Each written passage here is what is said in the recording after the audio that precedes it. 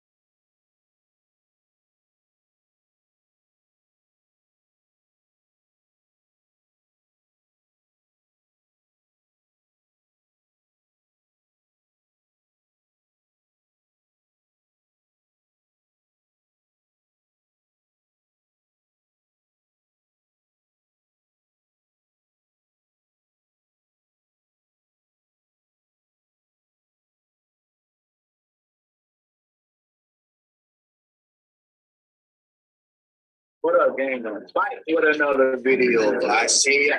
With another video. His family's attorney provided this photo of his jail cell. It's filthy and only offers a glimpse of how bad the conditions were. The pictures of Thompson's body, his face and torso covered with bugs, are too graphic to show on TV. Attorney Michael Harper says Thompson was diagnosed with schizophrenia, but was physically healthy when he was booked into jail. So keep in mind, you're diagnosed with schizophrenia. Keep that in mind. Okay, keep that in mind. Schizophrenia, all right? there is no excuse. What up, gang? I'll bite with another video. How do you spell schizophrenia? How the hell would I know? And ain't no doctor. Do it for me. 5-year-old LaShawn Thompson was arrested last June for simple battery, a misdemeanor. His family's attorney provided this photo of his jail cell. It's filthy and only offers a glimpse of how bad the conditions were. The pictures of Thompson's body, his face and torso covered with bugs, are too graphic to show on TV. Attorney Michael Harper says Thompson was diagnosed with schizophrenia, but was physically healthy when he was booked into jail. There is no excuse. What up, gang? I'll bite with another video. Let's get straight into it, man. All right, so schizophrenia. I'm not blaming this guy at all. So don't let, this is not that. But I want to talk about how serious bipolar and schizophrenia is. In case got body when I was born, you don't have to, brother. But if you do, you can. All right, so I want to talk about like these medical conditions. Like they're very serious, and we keep playing with them. Okay.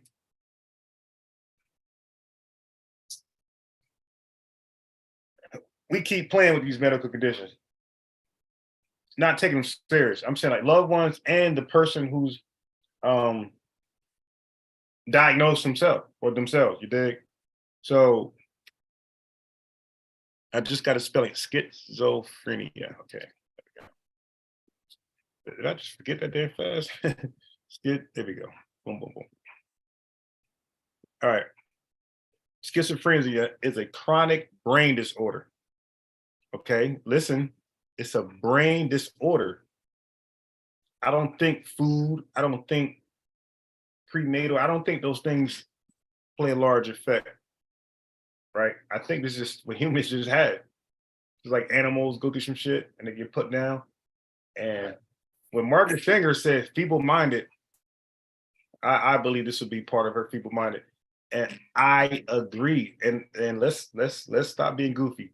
There's certain people in this world that believe, yeah, like the world should be ridden with normal people. You dig?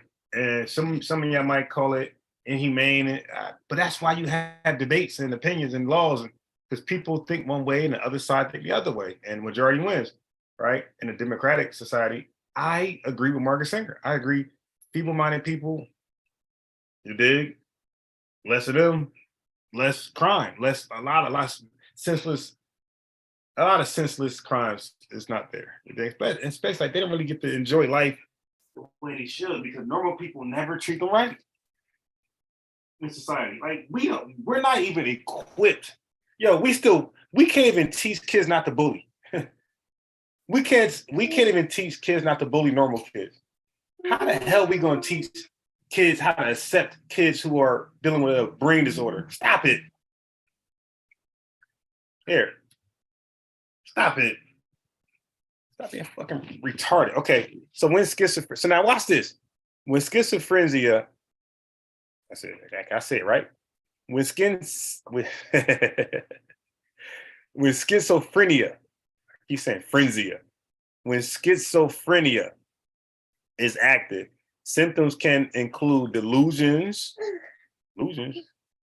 hallucinations, disorganized speech, trouble with thinking, and lack of motivation.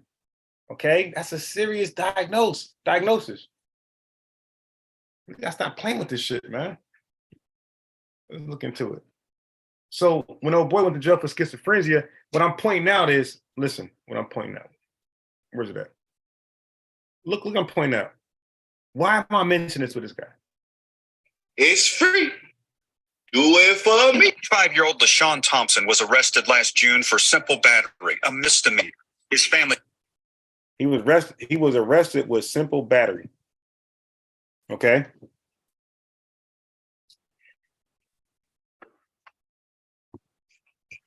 All right, Stu. Hey, what's up, brother? Yeah, so I'm showing this guy LaShawn Thompson, who was he died in prison. They said like just horrible cell conditions. Like he's riddled with like a whole bunch of bed bugs all over him. You know what I mean? I helped kill him, I guess. How old was he? I think they said 25. 25? 25, yep. But was he in a cell by himself? Hell yeah. Yeah. He had mental health issues. Yeah, hey, stupid. They don't even think that cell was functional. They think they put him in there as like just frustration because it's that's what I'm trying to say. When society does not know they're dealing with somebody with schizophrenia, you're gonna treat them harshly. And this is why I'm gonna play it first so you can hear the diagnosis. It's free. Do it for me. 5-year-old LaShawn Thompson was arrested last June for simple battery. Okay, battery, schizophrenia, bipolar. Get used to that charge. Who is the family? Huh? Where is his family? I'm not sure. Was he being treated for mental health disease? Oh, no. Okay, so this is the way it works. I found out firsthand, brother. The law are hands off when you're 18. Okay? So now, Black families are horrible with getting their loved ones to take medication because our families swear the government's trying to kill us. And like, that's sad. That's sad. So we are the worst, dude, when it comes to supporting a loved one and with them being on top of the medication. We're the worst at it, bro. We tell them, don't take the medication. No, well, if he's not taking the medication, was he getting treatment? Was he seeing a psychiatrist? No. That's the thing. When he was 16, 15, and 14, yeah. When he was first diagnosed, was he diagnosed by a psychiatrist? So when he was still a juvenile. Yeah, so that age most likely. So when he was arrested, didn't that investigation show that this young man was schizophrenic? Yeah. So but the thing is, but that's not passed to the guards in prison. You dig? Like that's some lawyer type shit that know about that. The judge, prosecutors and lawyers know about that. But when you go to jail, ain't nobody don't give a shit about that. Because you're sent. You know what I mean? You're in jail. So like when when you're crazy as batshit, you're gonna go to another facility. When you go to jail, you're in jail. But it also can be argued that 60% of Black men in jail have mental health issues. Yo, I will probably argue more than that. I don't have stats. seriously, that has been diagnosed, clinically diagnosed. They've known that Yeah, most black men in prison yeah, have yeah. mental illness, diagnosed, seen by a professional at some time in their younger years. Most Right, of them were in school in the special ed program. Most of them were on special ed. right. I'll continue. Yeah. So what I'm saying is, you could bet your ass, most likely, especially schizophrenia. As an adult, get used to that word battery. Violent crimes are on their way. Facts. So let me go back to the. Check this out. Schizophrenia is a chronic brain disorder that affects less than 1% of the U.S. population. When schizophrenia is active, symptoms can include, when active, so I'm guessing like when you're off your medication, symptoms can include delusions. I mean, goddamn, delusions, hallucinations, and stupidity. You Yeah, talk to people. You talk to people. right. You So yeah, paranoid. hallucinations, you're talking to people that's not there. Delusion is that you deluded yourself to believe that you are the shit. Like Yeah, you're just yeah. Mhm. like you're rich. You're rich. You don't need a job. Everything's all good. Disorganized speech. So still, can you imagine 16, 15 with this type of problem in school amongst anybody, any ethnicity? Children do not discriminate. We are going to attack somebody like this, trying to sit in special ed. So, but still, when a parent is under the Dr. Umar psychosis, they're gonna be led to believe that this is fake. This is just no daddy at home. So they're gonna fight with the school district, the schools itself, and try to get their kid in normal classes. And they're gonna laugh this kid to scorn, bro. They said, I'm looking at something. They're saying that over 7 million black people, 16% of the black population, have been diagnosed with mental illness. Damn, 16. And yeah, and a lot of these people, let's call it 3.5 million black men, and a lot of these black men end up in the prison system. Yeah, I'm telling you, still. So that's why I That's think why that I there's said, a high number. and that's why I said, if somebody got schizophrenia, especially in the black community, get used to the word battery, and I guarantee you, those crimes are gonna be violent, bro. They're gonna be violent crimes. I guarantee you. It's not really violent crimes associated with mostly assaults, mostly That's a destruction. violent. That's a violent crime. Assault. No, no, but you Battery is a can't. violent crime. Yeah, but the thing about it is that it's not assault using a deadly weapon. No. Sometimes, No. It's still, that's not what I'm saying. When I say violent, I mean like they're gonna hurt somebody. Like this is not selling drugs. This is not petty theft. When you have schizophrenia, it's usually going to be fighting. Like you're going to be injuring somebody. it's a simple battery. I want to go violent. That's a simple battery. Yeah, no. I mean, it can extend the violence because if they have access to something, then they'll use that in its place. Then you never believe that mental health issue wasn't big in the community.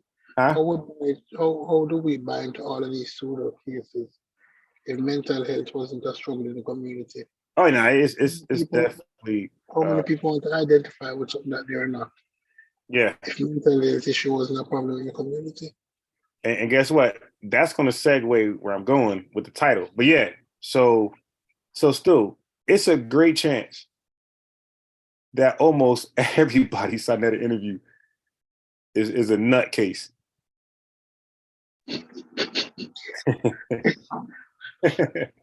It's a possibility. Yeah, there's a great chance, bro.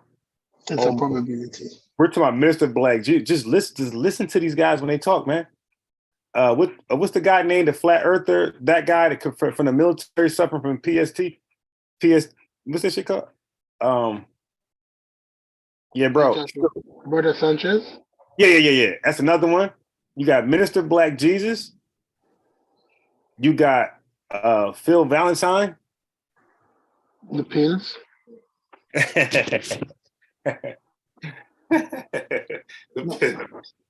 No, the problem is that when you're talking, so when your argument is based on something that is not true, and people have shown you that it's not true, but you're still arguing the point. It now has to do with mental illness. Right. Would you agree with me? If I tell you that the sky is blue, and you tell me that the sky is red, and I take out a color wheel and I show you that all of these colors are blue. What color is the sky? And you look up and you see red same way. And you Right. still like it's red. It's not a mental issue problem. And I test your eyes and realize that you're not colorblind. It's not a mental issue problem. Right. Mm. Oh yeah. It's definitely. And Yeah. It's definitely something more there. yeah, and that is with the argument in the conscious community. If somebody will come to you and you're arguing virgin birth, and you're arguing what the Bible says, and they're telling you that Jesus is the seed of this, and the woman of the seed, and the man of the seed, and you have showed them in the Bible for 3 months straight, and yet still they come back with the same story every day. It has to be mental illness. It has to be mental illness. Yeah, bro. And you see what happens? Now look how we end up treating them, Stu, especially myself. And I ain't cussing the ass out. Because to me, now, if I was prepped to know that, you're dealing with something mental, bro, I wouldn't be so hard. Right. But because we accept them as normal and they behave like that, our tolerance for them grows short. So, brother, the guy was in that pissy cell. Listen, look at the video. He was so Stu. I'm saying they put this guy in that cell because they were tired of him and they didn't know he was mentally fucked. They was taking him serious like he was normal, and he was wilding out in that prison, in that jail. And bro, to penalize that nigga because he won't, because bro, I experienced people for a while with schizophrenia. I know. But you're being unfair. They knew that he's mentally ill, but you must also the guards. understand. You think the guards are knowing that? I don't know about that. Yes, I'm telling you why. Oh yeah. Now you know what? They didn't know. Yeah, the guards do get the memo. You're right. He's not the first young man who come into the system. Yeah. You're right. You're right. Experience they would have known, but the system does not have anything in place to protect mentally ill black men. There's no treatment center. There's no system in the jail system. There's no standard operating practices and procedures in the jail system to protect men in general. There's overcrowding in cells. There's fighting in cells. Most jails are not prisons. Jails can sometimes be more dangerous than prisons. And remember, this is for temporary confinement while you're being tried. And people with resources are oftentimes out on bail. So persons in jail for extended period of time are normally the poorest among us, the most confused among us. There's not people with resources. So these people are more likely to have mental problems. Yeah. Jail is not set up in such a way as to deal with these problems. Because somebody can go for murder and still get bail. True? Yeah. But somebody can go for kidnapping and still get bail. Right. But a young man who, without any resources, can be caught with a bag of weed and spend 6 months in jail awaiting trial. So if you're caught for something simple as a $5,000 bond, yet still you'll have to await trial 6 months to a year. And most time you can plead guilty because I'm already doing the sentence at the time already served. The judge says you've been in jail for a year or time already served. Mm-hmm. Well, you have seen it, time already served, because these young men are in a system that they can't even pay the fine. And then some judge also tells them a 5,000 and a fine or 30 days. So he spent an additional 30 to 60 days to 90 days in jail because he cannot pay the fine. Right. Yep. It's not like when he come out on bail, the $10,000 bail is $1,000 bond. He's going to go to work for the next 6 months and pay back his mom the $1,000. He's not working. He's mentally ill, so he's not working. He's definitely not working. He kissed that goodbye.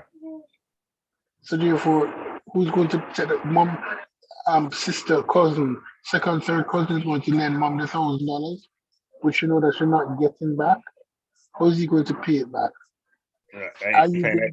you have a third cousin who's in jail, and his mother come to you and say, unbiased, could you lend me $5,000 to bail him out? Are you sure you're getting that $5,000 back? You're not getting that. And let's say you did it once already for another cousin and didn't get the money back. Yeah, no, they would have to first see all that borrowing off merit. You kiss that shit goodbye. Like for me, if I had 5,000 to give like that, you got to show me some bank statements. You know what I mean? Like I got to see that you can pay me back. I cannot do that for anybody, nobody. Like I got to, you know what I mean? I got to know for sure. So your cousin is going to be in jail for the next year waiting, and you have $5,000. Yeah, I couldn't do that. I'm saying like if I needed that $5,000, and let's say you didn't need it. Let's say you had it in your savings account for the last 3 years. And but I still couldn't do it because what's gonna stop it? What's gonna stop this from happening the next 6 months? So he comes home, he beats the charge or charge get dropped. What's gonna stop him needing another $5,000 in the next year and a half? Like nothing. So I would need some type of resolution. Like we got to talk about a game plan where this can't happen again. So what you're saying to me is that if you are not willing to make the sacrifice for the well-being of your relative, why should the prison system make the sacrifice for the well-being of your relative? Yeah, well, you're asking for $5,000 from me. I should have some pay. So why should the prison system make that same sacrifice? Well, that's supposed to be, you know what I mean, what they do. No, but you're his family. No, but they're getting tax money. You know what I mean? They're being funded by the people, and money's being allocated in the jail system, prison to well, if it's the prison, it's probably private, but if it's the local jail, it's supposed to be, I guess, public, and I would say that money's allocated just for them. So that's a little difference because like it's just like our tax money. That's ours if we file for tax. File your tax. Why do you think you should use the word so many people pay taxes? Is the word in the community how many people pay taxes? Is your school using the annual books from white schools? Somewhere in the district, how many people pay taxes? So you got muffled. Yeah, you got muffled. It's like you putting a damn shoe over your phone. Sorry, what you calling our tax money? What you calling how many people in the community pay taxes? Yeah. What's the condition of the school? What's the condition of the roads in the community that he's arrested? What's the condition of the school which he's arrested? Oh no, yeah. So you muffled again. You were doing good until you started putting your shoebox over your phone. Can you hear me now? Yeah. So you start off the whole convo good. Okay. Whatever you're doing lately. Okay, what's the condition of the schools in the community that he got arrested? What's the condition of the roads in the community that he got arrested? So now, are there street lights? What taxes are being paid in? Yeah, so I would say the roads. I'll say everything you said except for roads. Roads isn't always based on money of a community. Roads is based on wear and tear, but everything else you said was right and exact. Are there street lights in this community? Are there roads? What's the condition of the school in this community? Oh no, So like the downtown area, the police, like you could tell by libraries. Like your libraries is your key factor. You look at that library, you can tell what the community looking like. Yeah. Look at the house he's standing in front of. His jacket is worth more than the house he's standing in front of. His shade on his jacket, the outfit that he has on now, could probably pay his rent for 3 months, 4 months. Am I lying? That's a fact. His outfit that he has on currently, that jacket, that chain, that shirt underneath, could pay his rent for 6 months in the house that he lives in. Yeah. So what is going to be in that community? Where's the health center? There's a Planned Parenthood. There's a Planned Parenthood in his community. There's a kidney dialysis in his community. We know what is in his community. There's a kidney dialysis center. There's a Planned Parenthood. There's 4 churches. There's 26 bars. There's a strip club. There are some strip malls. There's somebody throwing dice at the back of the library. We know what his community looks like. We've all seen it. What do you expect to be in the jails? Do you expect them to spend money on the jails? Hell no. No, be honest. Be honest. Would you spend money to make sure a bunch of criminals are comfortable when you do not have school books? Nah, I will. Yeah, you talking me? Shit, man. I'll have that jail looking like Mexico. Right. So though, when you do, so be careful.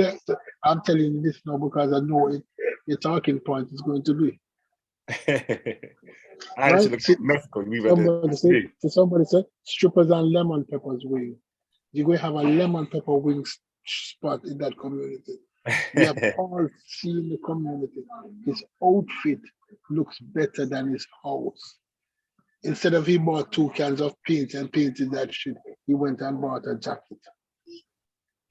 Yeah, nah, definitely, and I agree. How many times have we been down into the hood and the dude coming out to the house have on $2,000 worth of clothes from the newest Jordans and newest pants and more than that. Yeah, their jeans cost $1,000 nowadays. Right, but yet still, to the hotel, said this place would need some fixing up. Go down to buy some drywall, a hammer and nail, some paint, and fix up this bitch. This house will be perfect.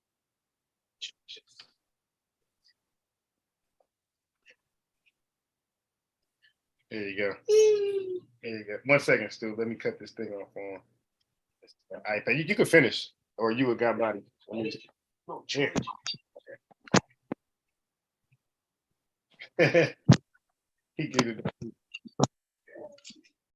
Salute, unbiased. Salute, Stu Peace. Hey, peace, man. Just chilling. Thought I'd tune in. I'm actually at work, but this is actually a great topic, bro, because this is the hard pill to swallow. Nobody want to talk about mental illnesses just all over the conscious community. And like, I would catch Stu Peace saying it. I would catch Cedric saying it a couple times on like different panels, but people would shut him right up. But that's the realest thing. A lot of these people got mental issues, bro, and like Sinetta can make $1 off their mental issues. Can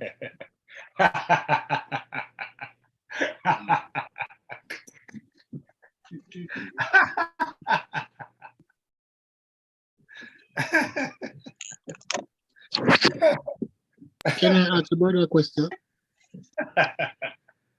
Can I ask a brother a question? Brother. Good. Yeah, ask it. Still, he waiting on you. Let's say you had $5,000. Your third person was in jail. Would you lend his mama the money? You was asking that to me? Yes. Can you repeat it? Let's say your third person was in jail and his mama came to you to borrow $5,000 to get him out. I can't really hear you, Stu Peace. It's like kind of low. You heard the question, unbiased?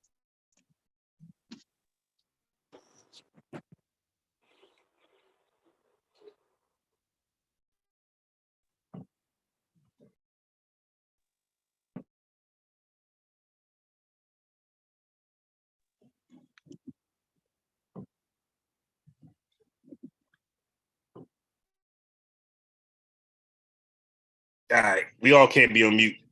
All right, so let me play the video one more time, and I'm gonna read the chat comments. Dang, was I even sharing the thing? All right, let's go back. Let's go back. It's free. Do it for me. 5-year-old LaShawn Thompson was arrested last June for simple battery, a misdemeanor. His family's attorney provided this photo of his jail cell. So he arrested for battery. So I was pointing out that we deal with schizophrenia. I keep saying Zia. you're still with schizophrenia, the word battery is going to go probably hand in hand with that diagnosis. It makes you violent. It's filthy. Or it makes you defend yourself from violence. He offers a glimpse of how bad the conditions were. The pictures of Thompson's body, his face and torso covered with bugs, are too graphic to show on TV. Attorney Michael Harper says Thompson was diagnosed with schizophrenia, but was physically healthy. All right, hold on. Let me give her some tabs. God damn. I got all these tabs open. Let me see. Okay, so it makes you have trouble with thinking and lacking motivation. Come on. You have trouble with thinking and lacking motivation. So, Sarnetta don't have him join like his movement. Like he just interview him and have him, you know what I mean, talk their talk. But organizations like the Nation of Islam, the Hebrew, a lot of Hebrew Israelite camps, they take on these people in spite of them having trouble with thinking and lacking motivation. Unbiased, I was asking the working brother, the Amazon brother, the question: if his third cousin, I can hear you now, Stu Peas. Yeah. If your third cousin was in jail and his mother came to you and said, "Lend me $5,000 to pay his bond," would you lend it to her? To pay his bond? Yeah, to get out of jail. This cousin was. When I was young and dumb, yeah, I would have did that, but like, I didn't have so I'm gonna give you a perfect story, Stu Peas. When I was 22, my cousins and them, they was 18. They took a trip on a Greyhound to Wisconsin, got locked up for like 30 grams of fucking heroin. They took a trip down there to sell it, right? They got caught, got 8 years in jail. They were calling us, asking for bond money and stuff like that. We like, you eat 3 times a day. We out here working. we ain't asked you to get in this, and now they only did 4 years out the 8, but they grown man now, and they learned they even realized the shit they did was dumb. So you on your own.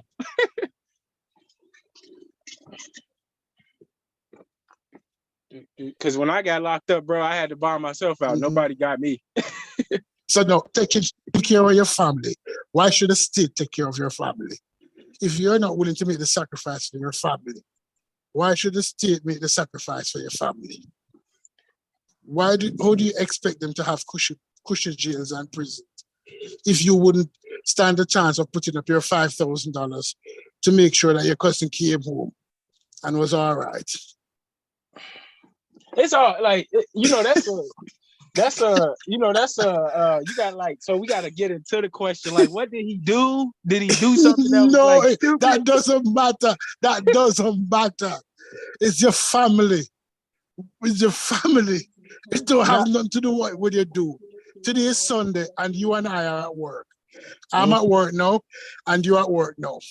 Yeah. And your cousin in the trap making an ass of himself and got locked up. And his mama came to us and said, lend me $5,000 to get him out of jail. It's still no, bro, because I offer, like, it's a funny thing because I get what you're saying, but I even my cousins, bro, I would offer them my job and they would say no, and I make more money than them. Like, so I don't know what to tell them, bro. You didn't want to come work. Right.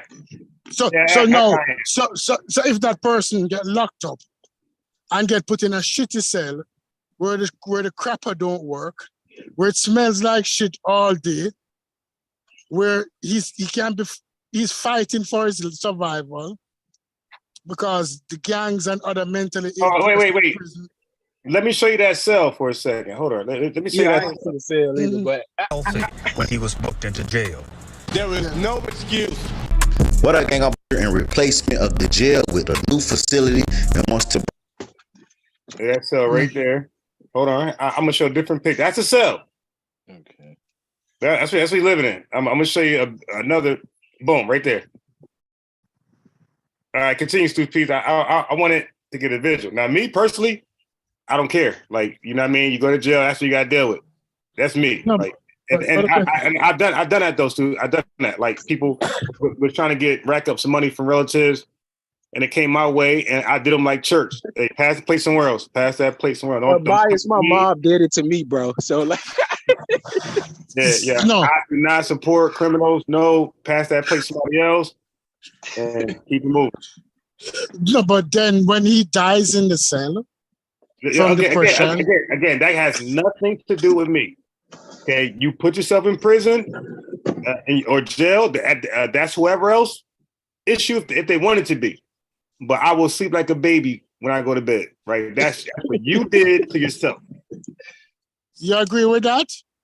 yeah, yes, I agree with that, bro. Like you forget like when you if the situation happens to you, you gonna be stuck in that shitty cell. Ain't nobody gonna come get you. Hey, seriously, I need to ask this on a bigger platform because honestly, then are we not our brother's keeper? No, we're grown ass men. Now, if you're a young dude, I love the youth. If you're a young dude, okay, but nah, if you some 35 and older dude, nah, you got to rock.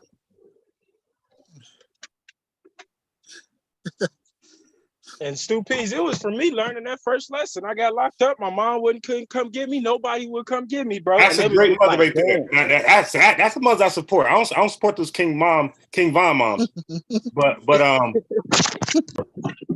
that's a real mother. That's a loving mother. Do you know that if this young man was white and he was exhibiting signs of being schizophrenic, he would probably have been taken to a hospital instead of a jail? Yeah. And this is why I say that's because white people let the world know my son is sick. Treat him fair. Black folks, we act like he ain't sick. He done killed 9 niggas, but he okay. He ain't no serial killer. He okay. That's what we talk, and we got to stop that, man. That's like if Stu Pease was in that situation and he knew Von was doing all them killings, would you bond him out? We're not going to that extreme. That's an extreme. This is a troubled young man with mental illness. And honestly, I could probably do the bond out 1 time, but I couldn't do it 2 times. And I couldn't do it 3 times. Yeah, but that's what's going to happen though. Like, so what assurance you have? See, the thing is, Stu, if you do it that 1 time and don't do it the 2, 2nd, 3rd, 4th, that 1 time to them meant nothing. They're gonna show you their ass a kiss. They want it every time I go in there. Uncle Stu, you gotta get me out. All right, my father was a. I'm going on.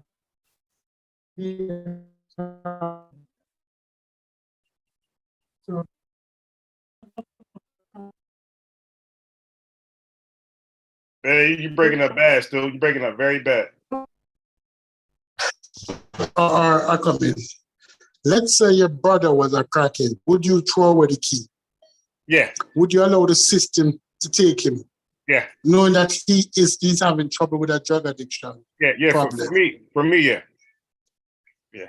But you see the difference. Did white people throw away the key on the kids with fentanyl problem? With heroin addiction? Well, shit, they're gonna die anyway. They mess with fentanyl. They're gonna be dead. No. Are they throwing away the keys in Philadelphia? All of those white people with fentanyl problem in Middle America. Well, are they throwing away the keys? No. You know why, Stu? That's an unfair question. Because God body, fentanyl didn't get a chance to really explode and destroy white community yet. Crack destroyed us. That's why I hate crack. I'm like, you on crack, die, or go to jail, because I see what it did to everybody. But let fentanyl explode like that in white society. They ain't gonna be bailing nobody out anymore, they're gonna be wanting niggas locked up because they understand it's gonna kill their societies. So right now they're in the beginning stages. Hey, we need treatment centers. But once that thing get out of control, watch they start asking for stiff sentences for the crackhead and the fentanyl head and the dealer.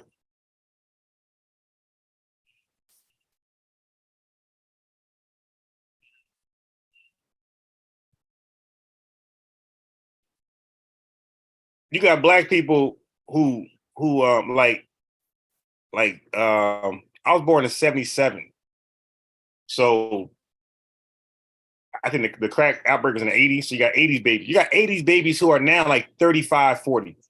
Or, at least, 35, 40. They know better.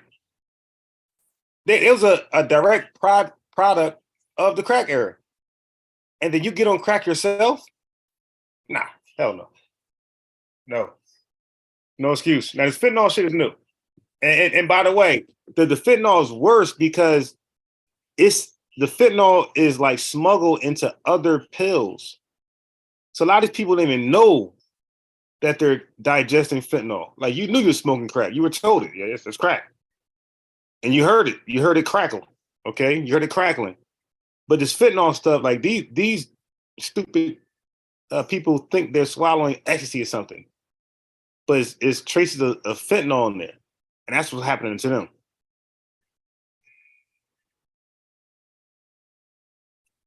Yeah, so, all right.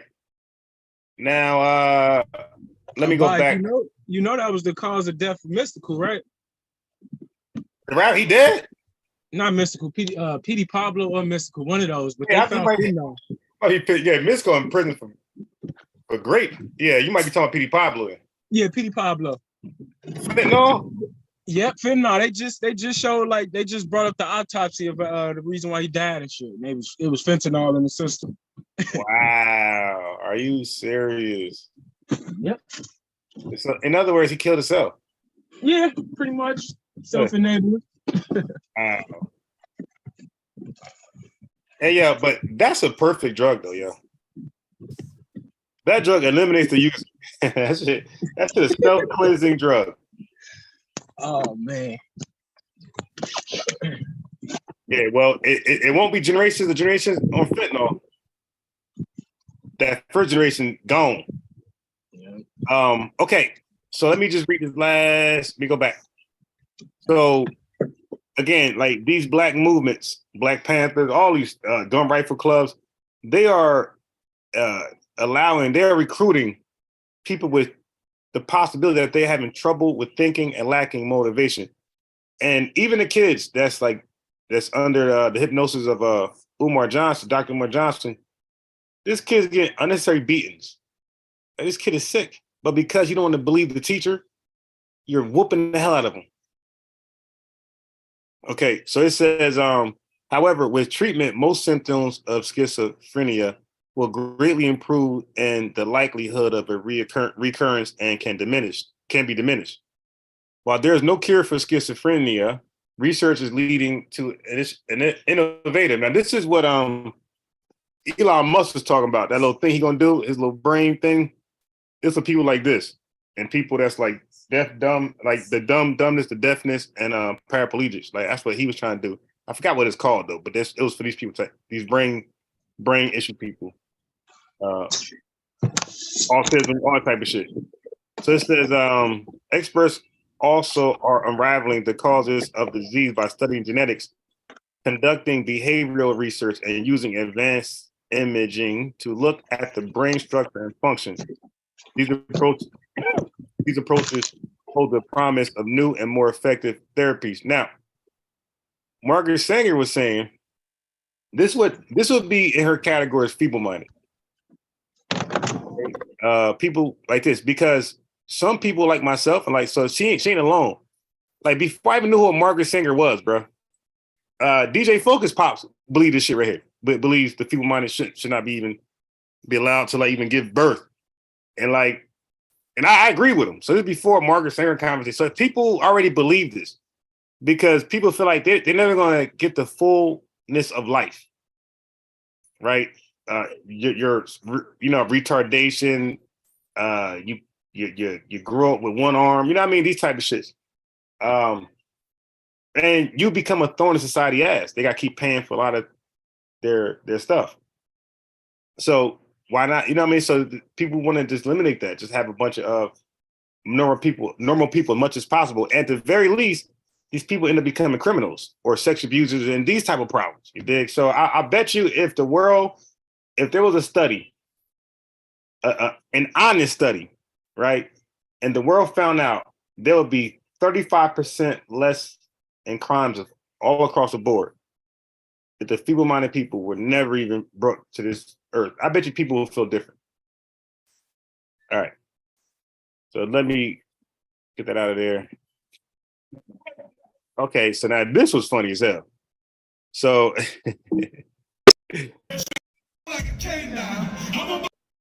why I keep doing it? So this is Captain Tazariak crew.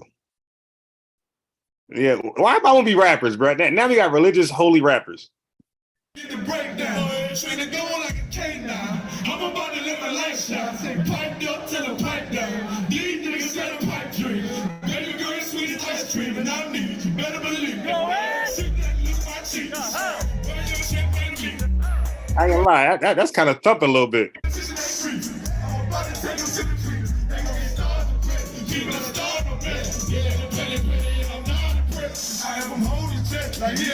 Yeah, that's kind of hitting. I ain't even gonna lie. All right, hold on. Okay. So before I get into young Pseudo, because I'm gonna play some of his stuff. Yeah, I've been telling y'all that nigga gone. That nigga gone. And I'm surprised I never even talk that much. Really. He was supposed to been cut his mic off. You know, Sai was supposed to do him like Nori did Kanye West. There was 4,000 people watching that program.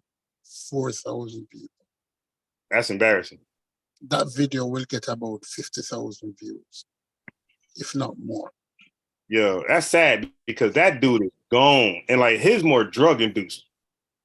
Right? And he was probably diagnosed as a nut early in his life, and then you have hallucinogenic drugs on top of that. The lifetime of that video will get Sarnetta about $3,000. The lifetime of that video will get Sarnetta about $3,000. So let's not play with the man money. That's about the money, $3,000 to $5,000. So if you have one video bringing in $5,000 and you do one video every day, that's $30,000 a week. Right? I'm not checking anybody's pockets, but this is my thing with YouTube. Why I do subscribe, why I do become a member of most channels, because they don't give back shit. They don't. It's a job. It's not a community. It's not a community.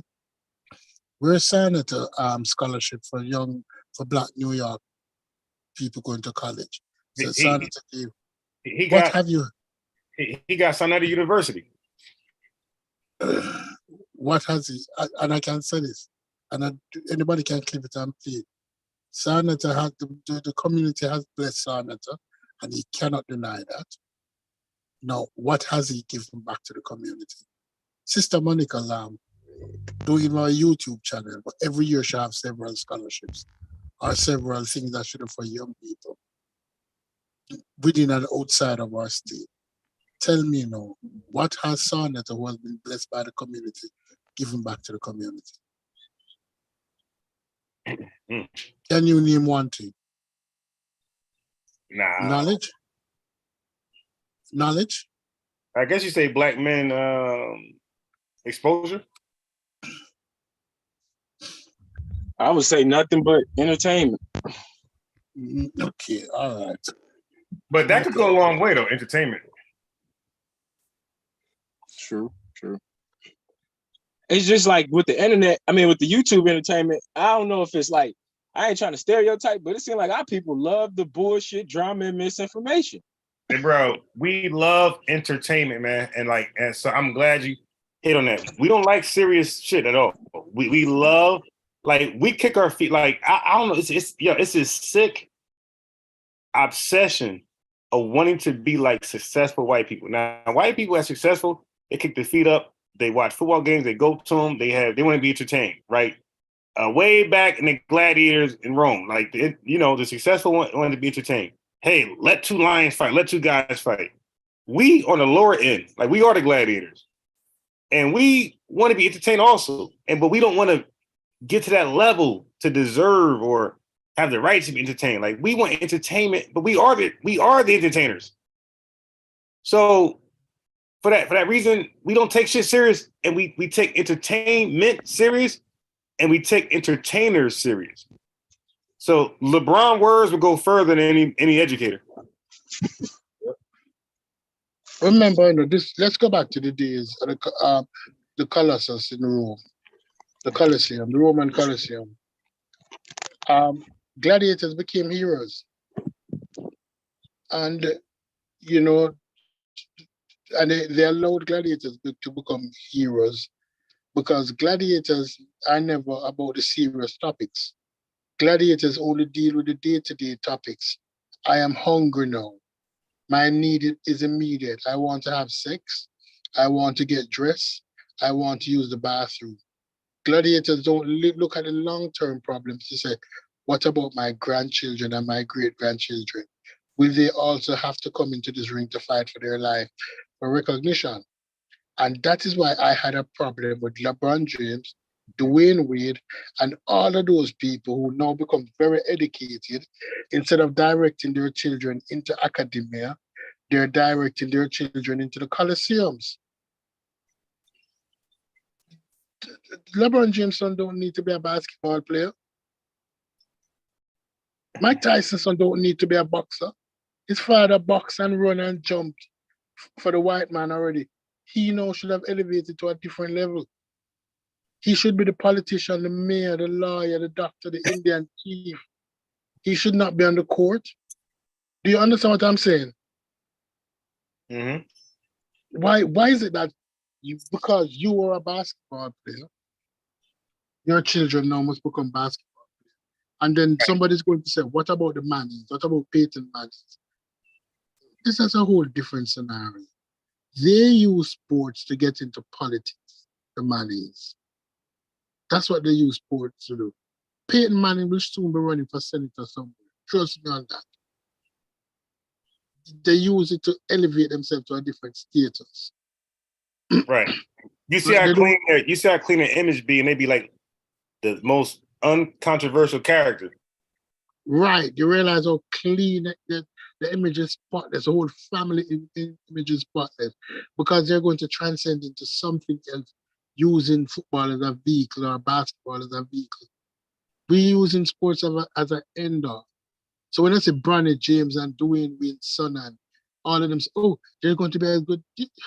You're going to do the same song and dance your dad did. LeBron James is not bigger than the league. The league put him at the face because he was a clean cut. He's a good black dude. But he was still the NBA puppet. Name one time he wasn't the NBA puppet. Did he ever step out of line with any controversials? Not really. They allowed him to get slightly political, but it wasn't a big deal. Michael Jordan is one of the biggest NBA puppets in the world. Yeah, as long as you continue to be involved in the sport, you have to leave the sport entirely, not play politics here and there. You got to leave the sport entirely. Like some Kaepernick shit, and then we can say, okay, yeah.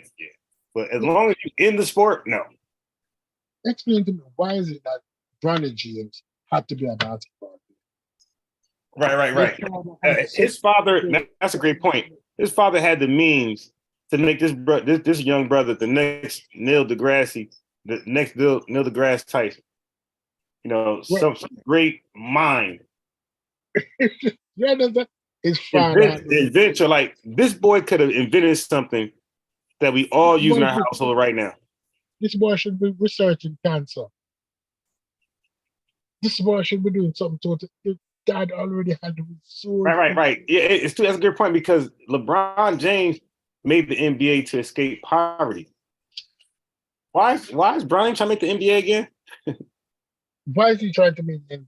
Right. You out of poverty, and your dad is like the face of the NBA. So yeah, come on. And then the other son also. Yeah, why is it that these young men could not be academical, could not go into academics, could not go into couldn't be lawyers, couldn't have one of the biggest law firms in the world,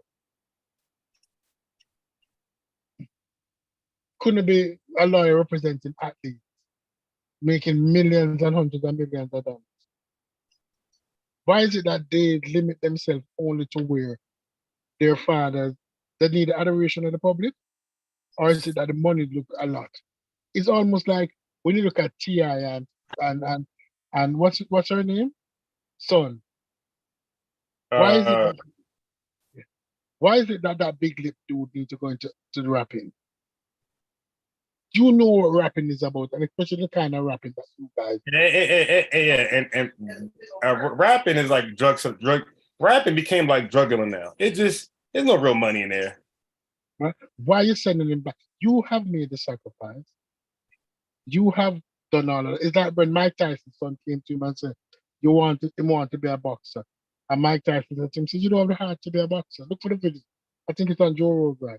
But Mike Tyson said himself, no, you grow too well to get in a ring with an animal like me, somebody who was hungry like me, who saw you as a meal ticket, ready to knock your head off because you're standing in his way. You can do greater things. No, Mike Tyson's daughter, the young one, she's into tennis. She's into academics. She's not into boxing. She don't need to be in boxing. Right. Leela Ali went into boxing, and the only reason why she became that's Muhammad Ali's daughter is because she was pretty. Right. If that girl was not pretty, she would not have been known.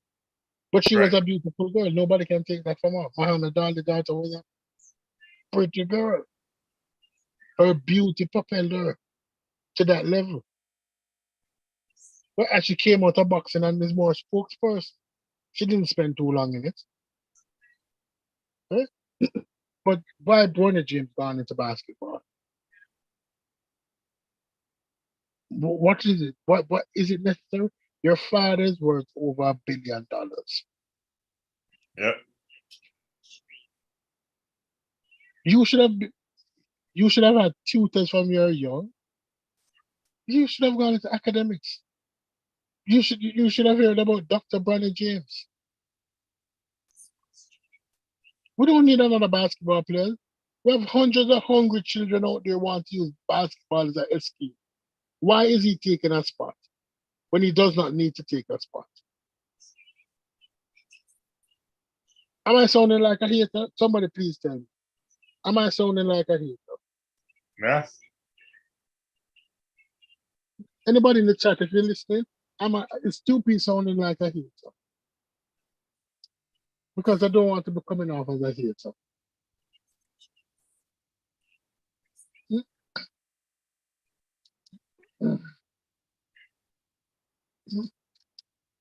They will say, oh, but Steph Curry's son, Steph Curry's father was a role player. That's a total different thing. Steph Curry's dad was a role player.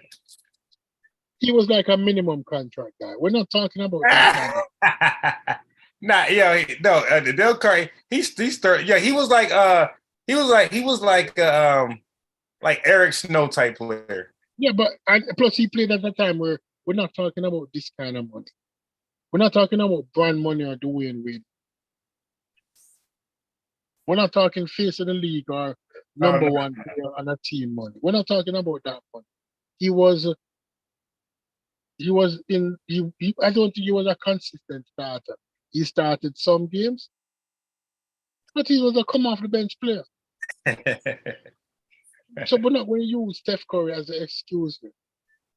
It's a whole total different scenario.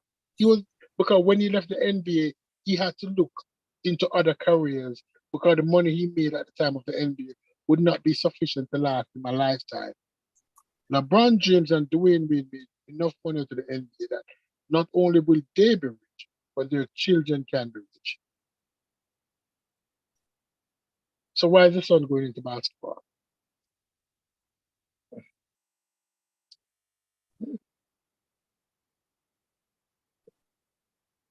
That's all I'm saying. Yeah, Mm.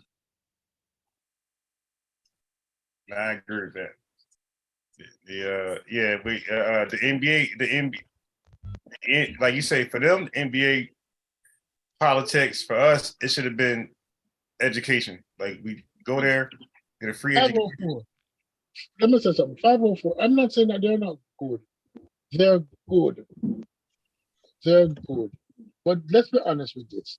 Let's look back at all the star basketball players that we have come along and seen. And look at the children who comes into the league. Now, Gary Payton's son is not bad. Gary Payton, I would call him a semi-star. He wasn't the brightest star at his time. And his son is also a semi-star. But Michael Jordan's son, nope. Dr. Dre's son, nope. Name all the star basketball. Patrick Ewing's son, nope. The sons were never as good as their fathers. Yeah. And they go from team to team to team to team to team. There was never the highlight as good as your father. The ones who became better than their father is the ones whose fathers were actually role players. Those sons became better than their father. What about Kobe Bryant, his dad, Jelly Bean Bryant? Yeah. Jelly Bean Bryant was not a star player. Right. I agree. Right? So the pops. But when Michael Jordan's son tried to make the league, he couldn't. When he went to college, he couldn't. Because the hunger and the drive is different.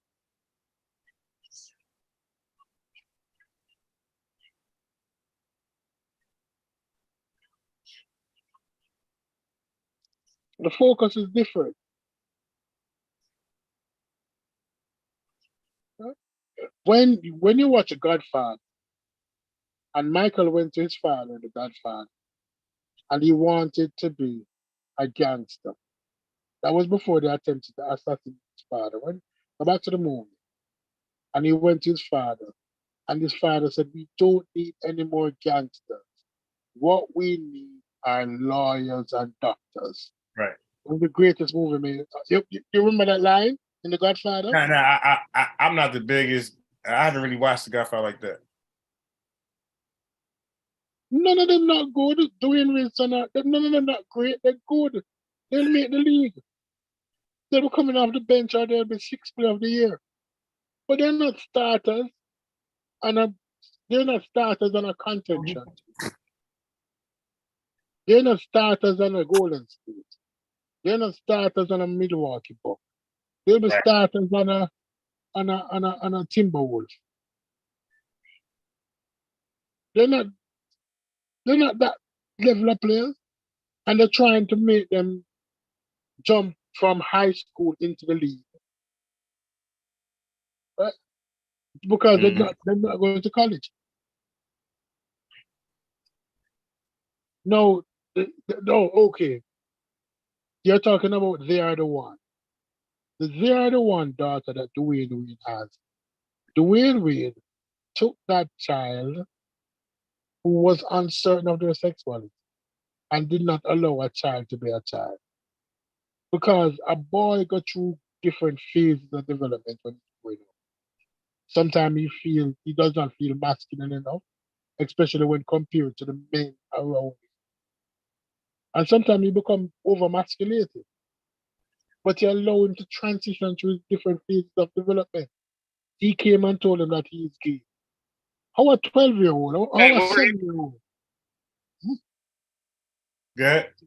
How a 7-year-old supposed to come to you and say that he's gay? At 7, you're supposed to be playing with Power Rangers and Ninja Turtles. Right. Your sexuality is not even formed yet. Because you're not even thinking about girls. Let's say you go up to 11.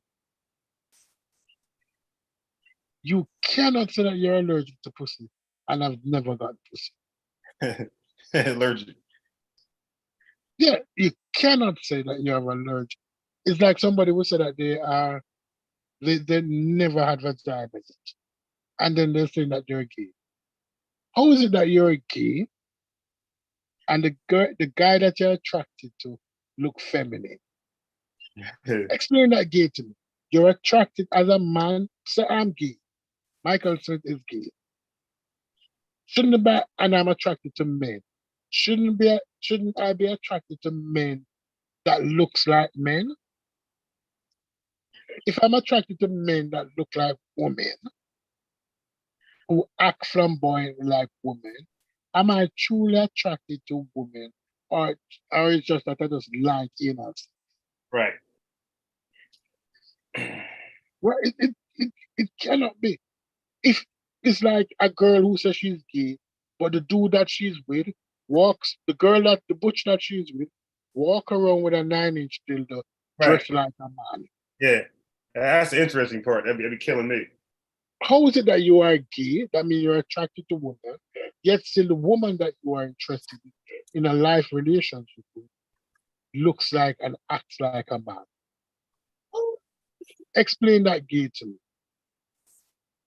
Right. Because there's nothing gay about that. There's not, because the dude that you're with is a girl. It acts like a girl, walks like a girl, talks like a girl, acts like a girl, dresses like a girl, and you're saying that you're attracted to men? There's nothing masculine about that person. Right. You said that you're attracted to woman, and the woman that you're with is butch. Wears the same thing your brother wear. Wears the same clothes your brother wear. Talk like him, act like him, talk about, you know what I mean? Act like your brother, and yet still has a bigger dick than your brother because hers is plastic, so she can choose the size that she wants. So she's even more masculine than the average man because her dick is bigger than the average man. I remember the first time I met this girl and she said that she's gay. And I got a piece and I went inside the room and I saw this dildo. And I said, whose dildo is that? She said, it's our girlfriend dildo. It was on the dresser. I was so embarrassed. Not because I saw the dildo. It's that the size of the dildo. Which was about 11 inches. And it was thicker than a baby's thigh. No. That was a horror in that room. That was a fucking horror. Yeah, so you ask yourself the question now. What is it that she's attracted to? Right. The girl look like a dude, act like a dude, and be swinging like a elephant. What is gay about that? If you are gay as a girl and the girl that you're with look like a girl, I don't have no problem. I don't have no problem with any, but I can't even question that. Okay, you're attracted to girl. If you're a dude gay as a man and the man that you would look like a man, I don't have a problem with that either. I don't have a problem with it any which way. Okay, you're attracted to men, but you're attracted to this broke wrist, twirling head, wig wearing, makeup wearing, high heel, tight pants, skirt wearing dude and saying that you're gay. No, you're not gay. You're attracted to it. Right.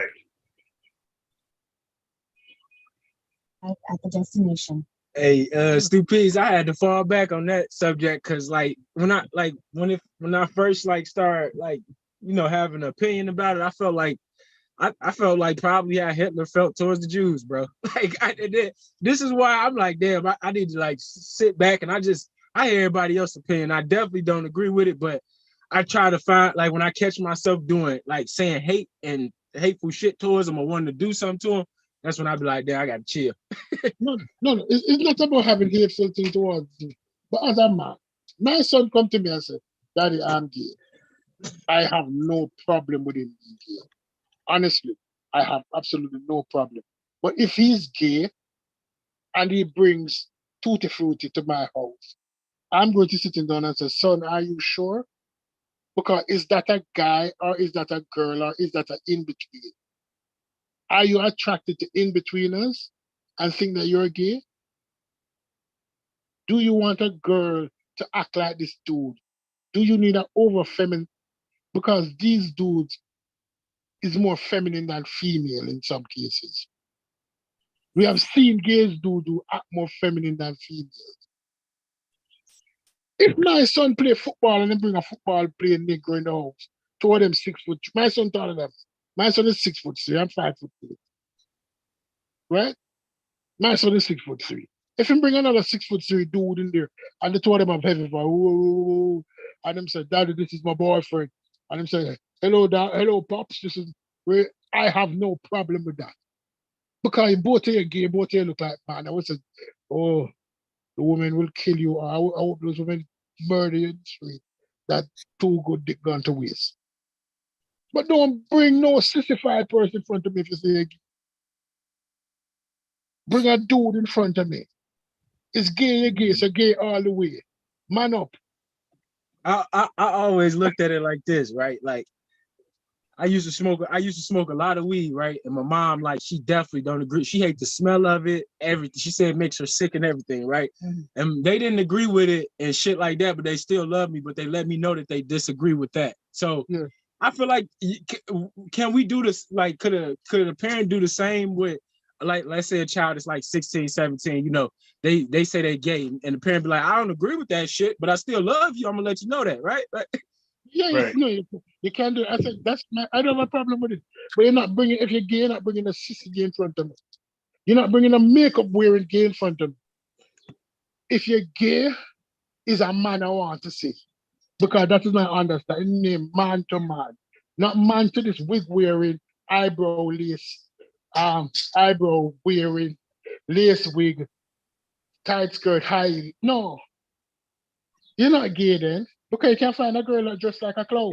Hey, it's like this, Stupides. Now it's like I gotta ask you if you're gay and got a mental issue. Like now you acting like a whole different gender. Yeah. No, that's my problem with it. If you're gay, bring a man in front of me and I respect you. Oh. But don't bring any makeup wearing, eyebrow, eyelash fixing, funny talking dude in front of me. If my daughter says she's a lesbian, do not bring any butch dude in front of me. There's enough guys out there. Don't bring any money fresh, little Wayne looking dude, cash money millionaire looking dude in front of me. Because most gay black women look like either Money Fresh, Little Wayne, what the other one named? Cash Money. Yeah. Juvenile. No. The next one, the one in charge of Cash Money. Oh, Manny Fresh. Manny Fresh, Little Wayne. You talking about Manny Fresh? Yeah, Manny Fresh, Little Wayne, or Birdman. Oh, no, yeah, Birdman, yeah. Think about it. Look at all the black gay butchers that you see. They either look like Manny Fresh, they look like Little Wayne, or they look like Birdman. Dude, my daughter cannot bring none of that bitch in front of me. Bring a girl. You said that you're attracted to women. None of those bitches look like women. They look like the dude down the road. Go and find the dude down the road if that's what you're attracted to. But don't bring any girl with this patter blocks, tattoo all over her body, pants wearing, jeans slacking. No, that's not a girl. You're not gay. You're something else. Yeah. Girls don't look like that. Right. Girls don't look like Little Wayne or Manny Fresh or Birdman. No, go and find a girl. You are a girl, she's a girl, you're gay together. I can live with that. But I don't want no girl in my house wearing underpants and true religion off her ass and walking around with a strap-on dildo and tying down her breasts, gold teeth, locks or bald head. No, that's not a girl, that's a it. You're not gay, you're attracted to its. Stephen King needs to write a story about you. If you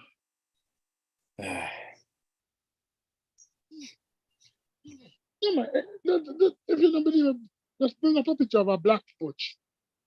Manny Fresh. He said, oh Lord, we see them in the community.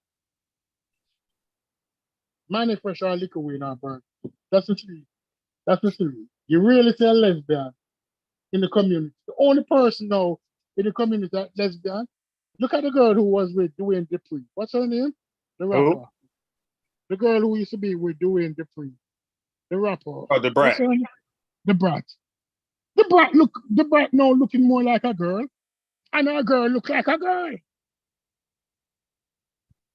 Oh my God. The Brat look like a girl and her girl look like a girl.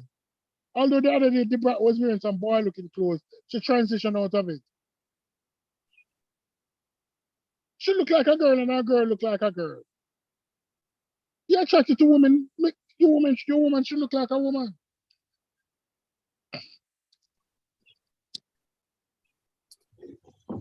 Yeah, it'd be crazy, man. I knew this female that they used to go get her like the hormone therapy, go get the testosterone shots and stuff. Bro, she grew a whole beard. Everything. No, It's crazy out here. she's trying to understand that. But don't call me a cis man either. I'm not cis. And don't call my wife a cis woman. Right? Original always get naming right. I'm a man. My wife is a woman. You can be anything you want. But don't try to place me in a bracket that you choose. Right? I am not a cis. Right? White people in America get to call themselves Americans. They don't get to call themselves European Americans or this or that. And the reason why they get away with it is that they wrote the Constitution. They control the ships that came here. They kill the Indians. So they call themselves Americans. Everybody else who come after them have to have a qualifier. Everybody after them have a qualifier, but they got naming rights. So I got naming rights to being a man. And my wife got naming rights to be a woman. Everybody who come after and want to be a apartheid has to have a qualifier. Yeah, that whole thing just you drive me nuts. They, them. Pronouns. They, them. I do not have a pronoun. I am sexually neutral. What had a name for that back in the day? Cut off your dick or soap your vagina and call yourself a you know. We don't have a problem with that.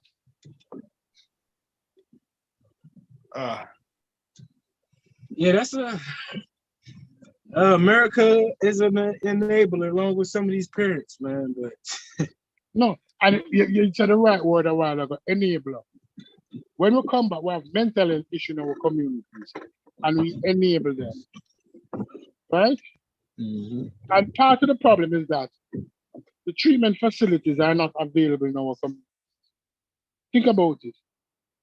Do we have hospitals really near our communities?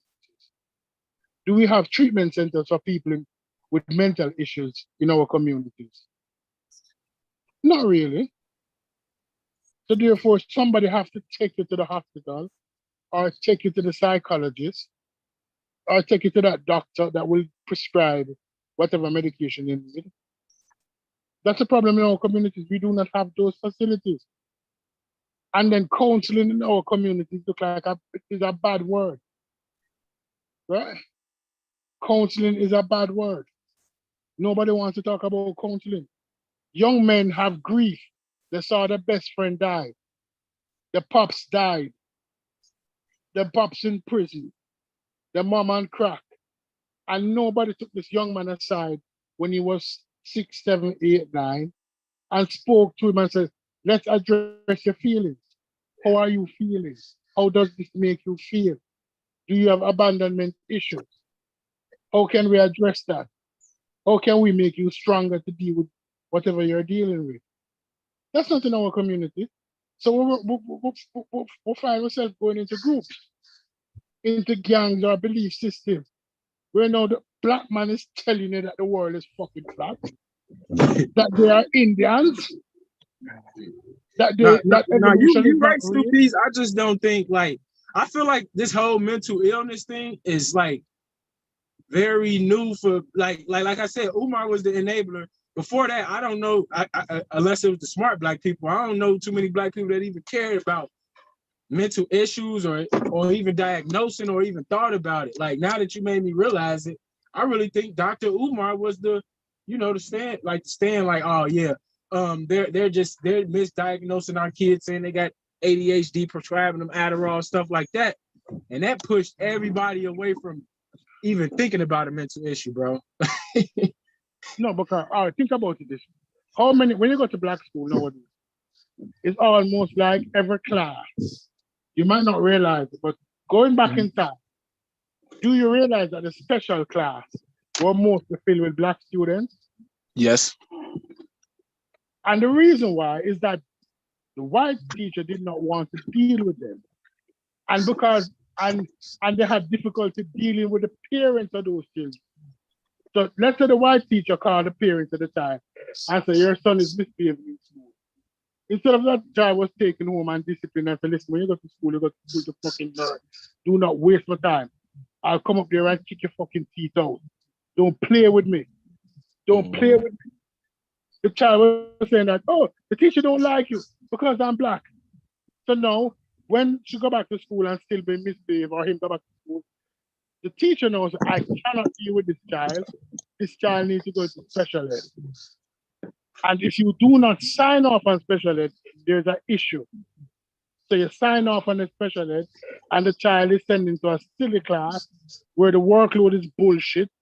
That child is not prepared to move on anywhere else when that child leaves high school. The child is put on a track straight through school. So the child can only read at a grade 4 level. In grade 4, he goes to grade 5, still reading at a grade 4 level. He goes to grade 6, still reading on a grade 4 level. He goes to junior high, still reading at a grade 4 level. He's allowed to go to high school, still reading at a junior level, and he quasi-graduates or leaves school, still reading at a grade 4 level.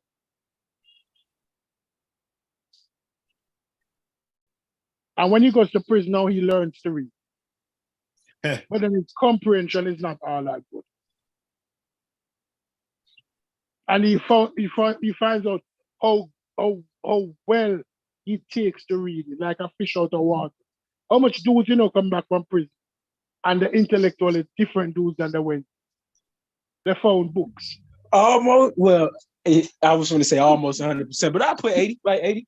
A lot of them, it's so many of them, bro. Like they newfound religions, know how to read, know how to do math. Because the system did not allow them to grow. The system don't allow them to grow. And the system don't have anything in place to protect them. Counseling our community. Money not spent on counseling our community. We're not spending on that. Right? Yeah, you're right, man. Like when I was in school, I realized like I like a lot of our people, they more like they learn better with hands-on shit. Like a born teacher from somewhere from Germany came, you can barely understand. That's a guarantee F for me. And you're right, unbiased. It used to piss me off because like when I took calculus, bro, I couldn't understand this German ass teacher. So when I go home, I know I'm gonna have one problem that's gonna stress me the fuck out. My mom, our generation before that never took calculus. So this when I found out YouTube, they explain this shit to you. Yeah. If you want me to fail, give me an old white lady to teach any subject. You're going to fail because the language barrier and the thinking barrier is completely separate. But also on top of that, where is our sense of community? Where we say, all right, we might not have a building, but there is 90 churches in our community, and all of these churches have a church hall. What can we do? But you can't talk to a friend of mine just came up the other day. He got a job as a teaching assistant at a school in Philadelphia, right? And they were paying him $25 an hour to be a teaching assistant at a school in Philly. And he left the job in 3 months. And I said, this is your first job here, what happened?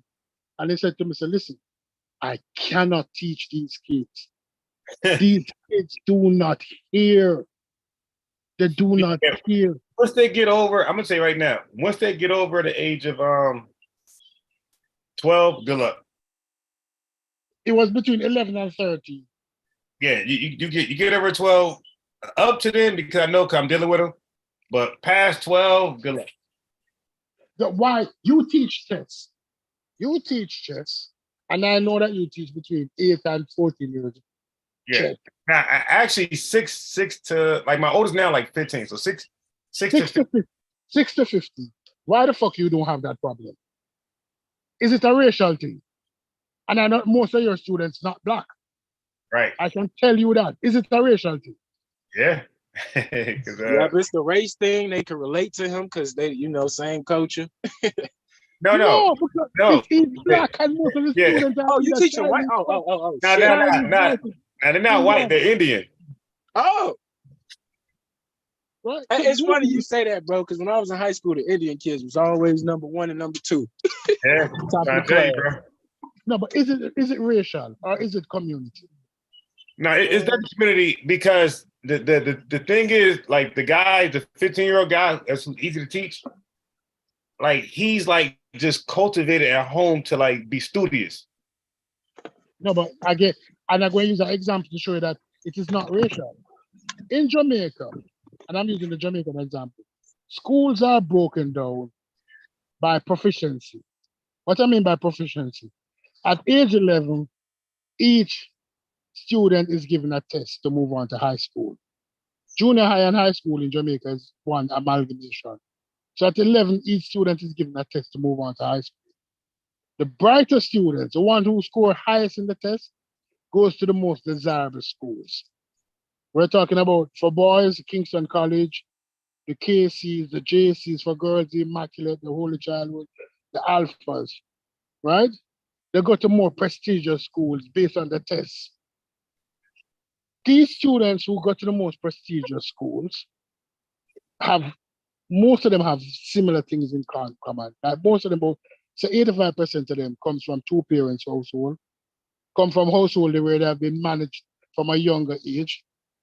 And most of these students who go to these prestigious high schools also move on to go to prestigious universities, whether in the Caribbean or abroad or in America.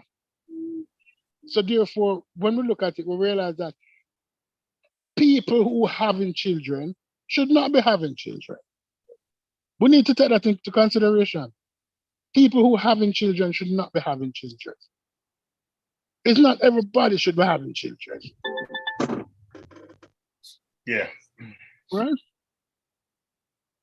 And now, when you have certain people having children, they're easily susceptible to pseudo information. Because they never grew up with somebody who backing them. It is what it is. Most of your chess people that you teach, are they from two parents' household? Oh yeah, every last one. How are they in school? No, they're great. They are honor students. Yeah, their penmanship at a very early age is pretty good. Like we would be battling who got the best penmanship in standard print and cursive. So like that's what we be doing. We be saying who can write the best cursive and standard print. Right. So you disagree with me that some people should not be having children? But yeah, man. Yeah, and matter of fact, just Saturday we was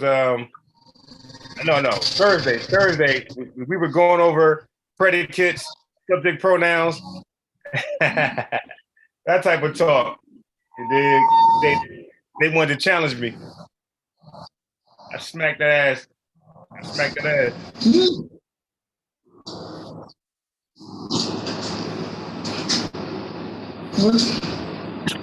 Is that your background, too?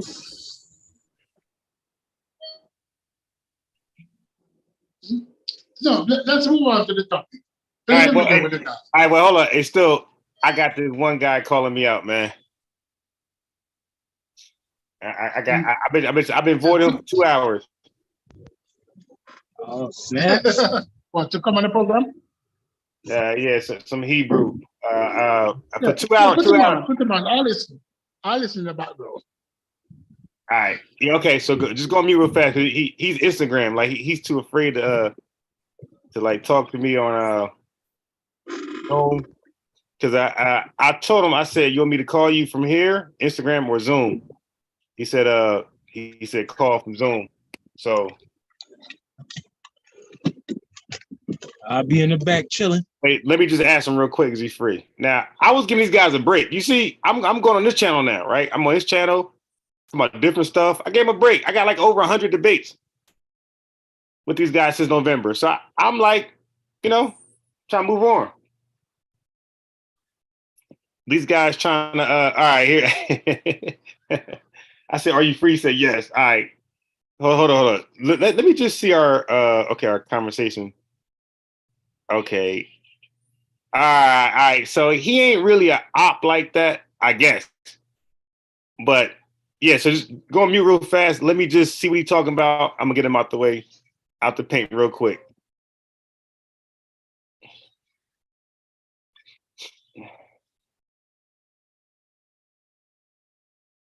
Let me get this out the way real fast. Add this guy to the bodies. I'm King Von.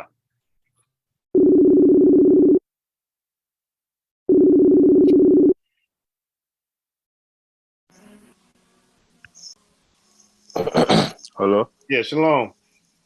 Shalom, brother. How's it going? How's everything with you? Yeah, everything is not too bad. Good as I can be. How about yourself? Are you living in the UK? Yeah, I'm from the UK, yeah. I presume you're from America, right? Yeah, definitely. Okay. Us Americans, we read the Bible a little differently. Okay. Explain. Well, we read the Immaculate Conception. You read the what, sorry? Immaculate Conception. What does that mean? That means that, like, you read the Bible, right? Yeah, I read the Bible, yeah. Yeah, so when you read about, are you Messianic? Messianic. Well, what I tend to do is I tend to preach the Bible from a Hebrew Israelite perspective, and I preach the scriptures as to how the scriptures are meant to be preached. Like whatever's in the Bible, that's exactly what I bring forth in terms of sharing the gospel onto others. You know what I mean? Right.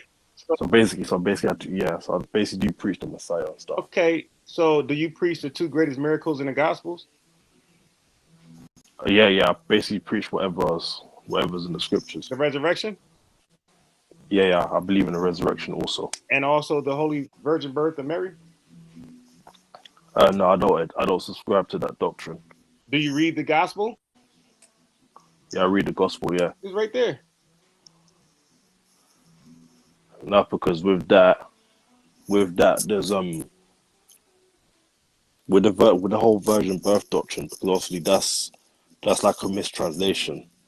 Quite a few things kind of got lost in translation.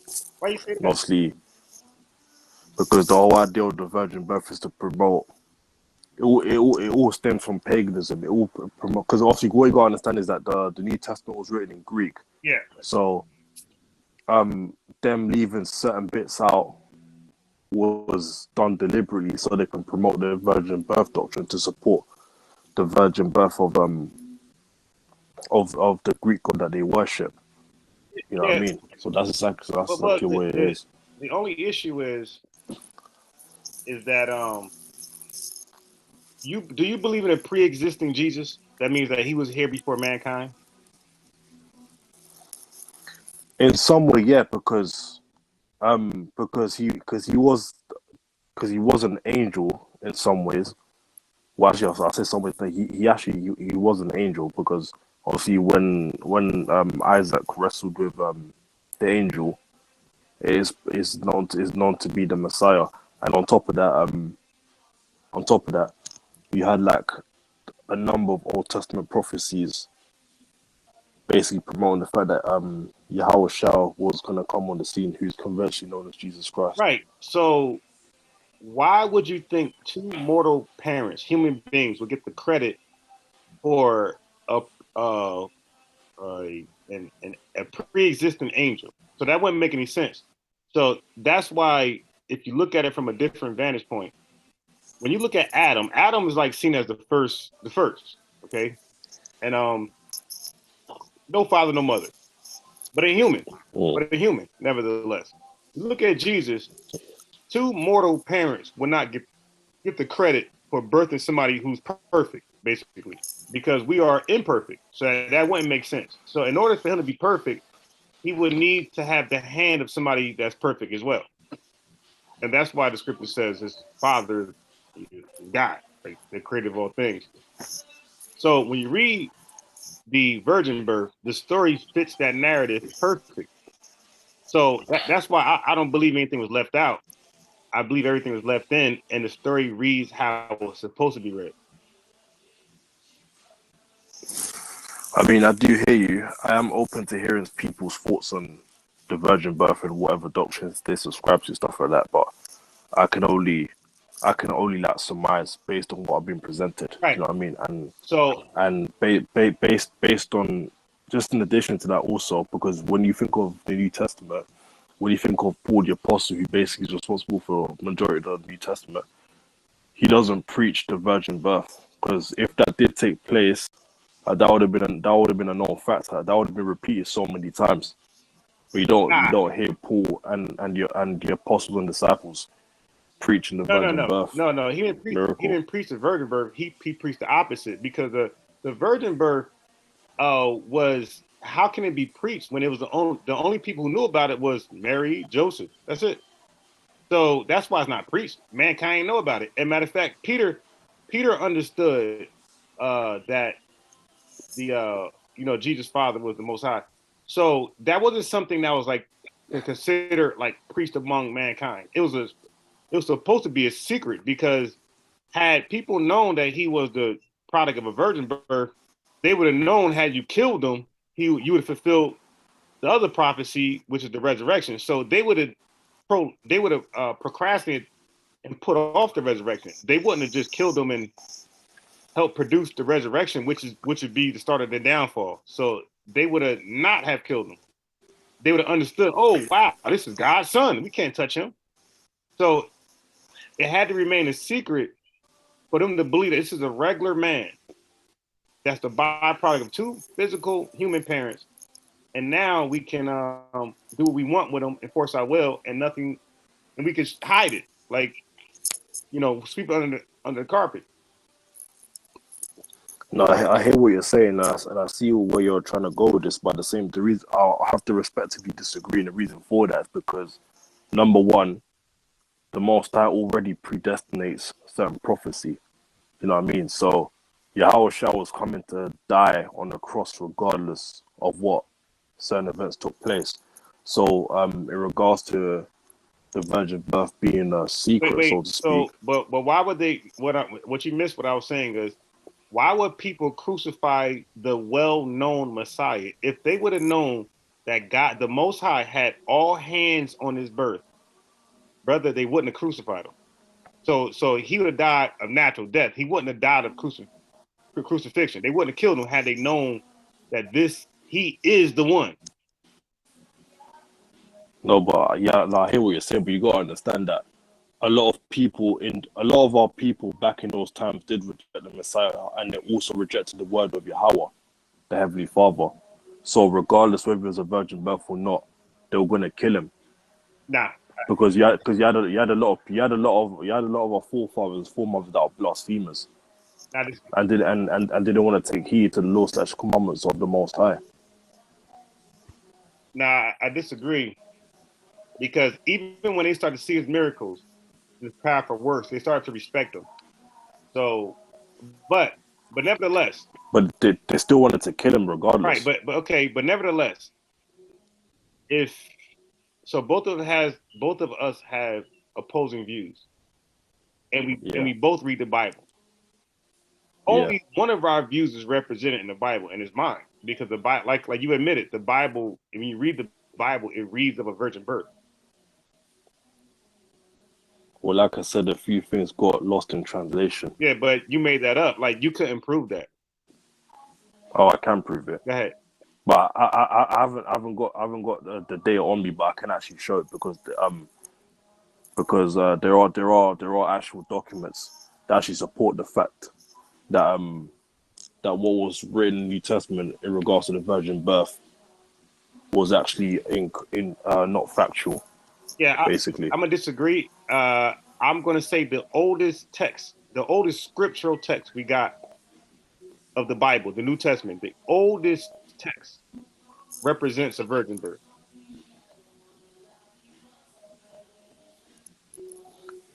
Okay, but from what I read, it completely contradicts that. Yeah, but you couldn't. But I can give you a name of my text that shows an ancient virgin birth. This is history. This is ancient papers. But you couldn't show. What was it? Was it written in Hebrew? Well, no, because it's New Testament. A lot of Jews was. See, that's what I'm trying to say, brother. I don't know if you're ready for this conversation. The Hebrews were Hellenized, so they spoke Greek. I understand. I Right, understand they were Hellenized. right. So they spoke Greek. So Matthew, Mark, and Luke, John, they spoke Greek and they wrote in Greek. Matter of fact, they had to, just like us in America and you went over there, you got to speak in English. So they forced their language on people. And matter of fact, the Apocrypha even goes into that, where they were forced to speak the language of the king of that time, which is Caesar and whoever else. So they wrote in Greek. So these are ancient Greek manuscripts at the time of Jesus walking. These are people who walked. Matthew walked with Jesus, and he wrote Greek, fluently. So there's no New Testament in Hebrew that can date older than the New Testament in Greek. So which shows that Greek is a superior when it comes to ancient texts on the Gospels. I mean, from what I've seen, factually speaking, I've actually seen texts that completely goes back to the ancient Hebrew, supporting the whole idea against the virgin birth. Basically, Brother, I guarantee you didn't see it in Hebrew. You might have seen it in a different language. You didn't see it in Hebrew. I guarantee you. it is in Hebrew. I can promise you. Okay. Well, once I get my hands on the information, I'll send it to you. And you'll have to see for yourself. I can help you out. Where you trying to go? You're talking about Syriac. So you're talking about the language of Syriac. That's not Hebrew. I'm not talking about Syriac. I'm talking about actual Hebrew. Yeah, I guarantee you, brother. We both got Google. We have the internet right now accessible to us. You couldn't Google any scripture in Hebrew that predates Syriac or Greek. I know that for a fact. Okay. I know that for a fact. So for that to be true, that means now we're just faced with the New Testament as it stands today. And in that New Testament, you have the virgin birth. Wait. So do you agree at least? Do you agree at least the New Testament we have today that speaks of a virgin birth? Well, yeah, therefore supports the idea of virgin birth. Yeah. So I would say if you have something that's contrary, I would say then you or some scholars got to get together and produce a Bible which has like your narrative, because right now you're gonna have a hard time explaining to people, recruits or whoever, the virgin birth when they just read it verbatim in their Bibles. It's gonna be a hard unlocking, unbrainwashing tactic. Because like you said, for sure. Yeah, you admit it's there. So now for me, the way I'm built, I would never read something that's corrupted. I wouldn't read it. Oh, I hate that. But you read it. But then the one question you got to ask yourself is that with all the Old Testament prophecies in Yahushua, why does it state that he's going to be of a virgin birth? He's not going to come from man. Okay, great question, brother. There's no prophecy in the Old Testament that the New Testament fulfills literally. Zero. And even if you go to, do you have your Bible? Because I could show you a prophecy right now where the New Testament is completely different than Old Testament. Yeah, brother, let me first establish there is no prophecies that's verbatim from the Old to the New. They're all with a twist. So now I want to bring you to 2 Samuel chapter 7. You can go there real fast. Yeah. Yeah. I'm going to go there with you. Okay, 1 second. Yeah. So, yeah. there's a, you know, I'm a great researcher, and it's like levels to research. So 2 Samuel's chapter 7, verse what? Verse. You can start at verse. You start at verse 12. Okay. So just catch you up. The Most High is speaking to King David, by the way. Yeah. Okay, Prophet so King David. you can read 12 to 14. Okay. When that days be fulfilled, and thou shalt sleep with thy fathers, I will set out thy seed after thee, which shall proceed out of thy bowels, and I will establish his kingdom. He shall build an house for my name, and I will establish the throne of his kingdom forever. Yeah, Okay, that's a prophecy of how it shall. So read verse. No, well, then you haven't read the Bible. Read verse 14. I will be his father, and he shall be my son. If he commit iniquity, I will chasten him with the rod of men and with the straps of the children of men. Okay, so just to save you time, I'm going to show you what part Jesus fulfilled. Just save you some time. So you should write this down. Go to Luke chapter 1, please. Where am I going? Luke chapter 1. So now that prophecy said a lot. I'm going to show you the only parts that Jesus fulfilled. Okay, Luke chapter 1, verse what? Okay, so go to verse 32.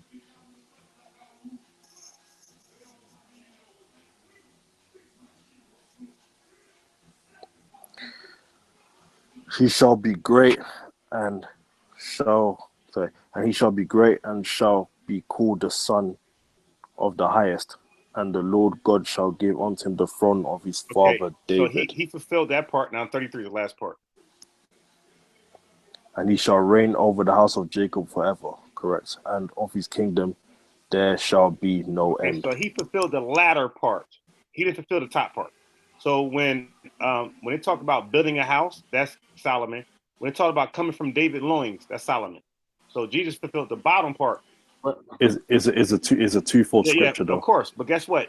Solomon fulfilled all of it.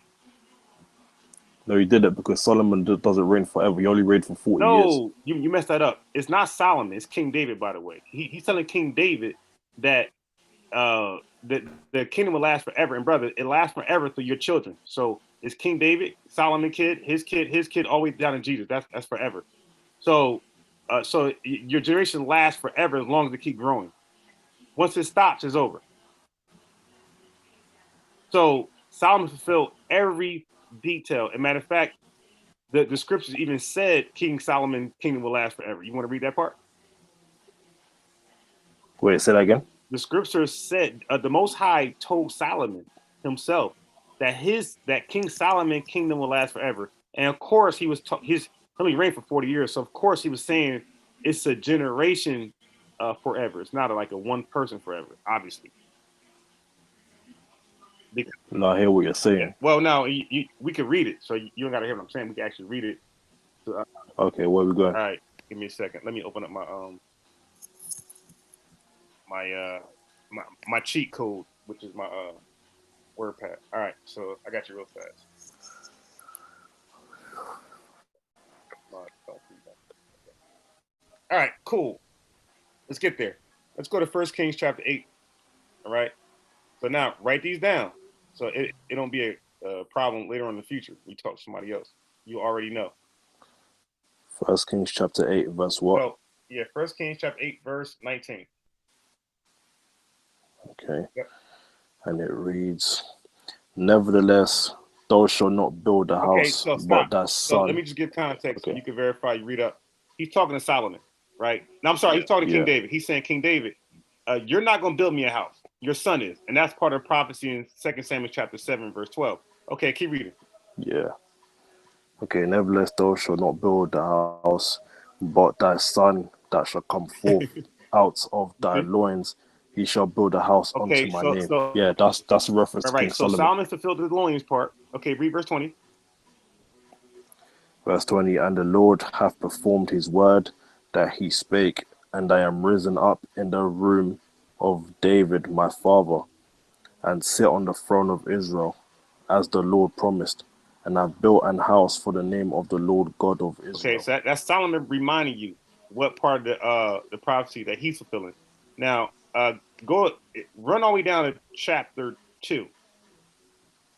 Go to chapter 2. I'm gonna show you something very interesting. And this is why we read the Bible. You can't read it looking for something. You got to read the Bible looking for nothing and just accepting whatever it gives you. So go to 1 Kings chapter 2. Okay. Verse what? Verse 45. And it reads, and King Solomon sent by the hand of Benaiah, the son of Jehoiada, No. and he fell upon. Are you at 1 Kings chapter 2? 1 Kings chapter 2, verse 25. 45. Oh, 45, okay.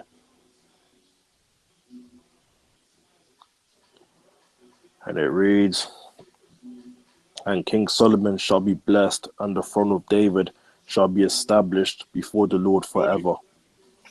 So it's it attributes the kingdom forever. of heaven. No, but I'm saying it attributes the throne of David to Solomon forever.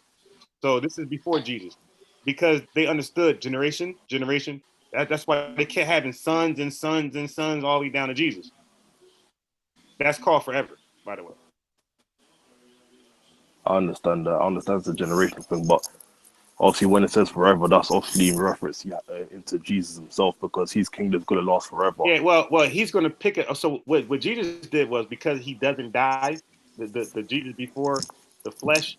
Okay, so of course his kingdom will be forever too. But the way humankind lasts forever is by offspring. So humankind, so that's a carnal forever.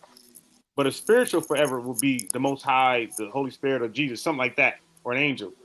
But humans can never be forever. So when you hear forever with a human, obviously, because we were only given 120 years after the flood. So humans forever will be passed down from generation to generation. So there's two forever. There's a spiritual forever, which Jesus is going to bring. But before we can do that, before Jesus can exist, okay, there needs to be a baton passed to him. And the Jesus is the Hussein Bolt. So my point is, Solomon fulfilled everything. Every last word of the prophecy, he fulfilled every last part of it, even the forever part. You read that in 1 Kings 2, 4, and 5. I mean, personally, I'm going to have to respectively disagree with that part, if I'm being honest. But, you know, I read it, yeah. But my understanding of it is very contrary to yours. But obviously it's all good in it. Okay, so again, like, what it's going to keep boiling down to, until you can find some Hebrew Bible. And by the way, they got Hebrew Bibles, and you know, we can Google them. They got Hebrew Bibles, like Old Testament and New Testament, all in Hebrew, and they got the virgin birth there. It's not missing. Okay, well, with the virgin birth, I'll definitely get back to you on that one. I'll definitely do that. I intend to, for sure. So, just get ready to have that Hebrew gospel. No, for sure. I'm dying to hear that one. 100%. Yeah. So now you see where I'm coming from. I showed you Solomon. But before we go further, I'm gonna need you to get back to me. No, 100%. I'll do that. Are you from a church or a camp? Assembly, church, or camp?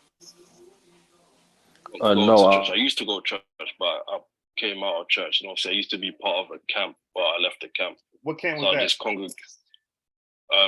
It was a Hebrew Israelite camp. Any name particular? GMS? Was it GMS? Oh no, not GMS. They're called Yahweh's Messengers. Okay, I never heard of them. Okay. Yeah. And then you said you went by yourself after that?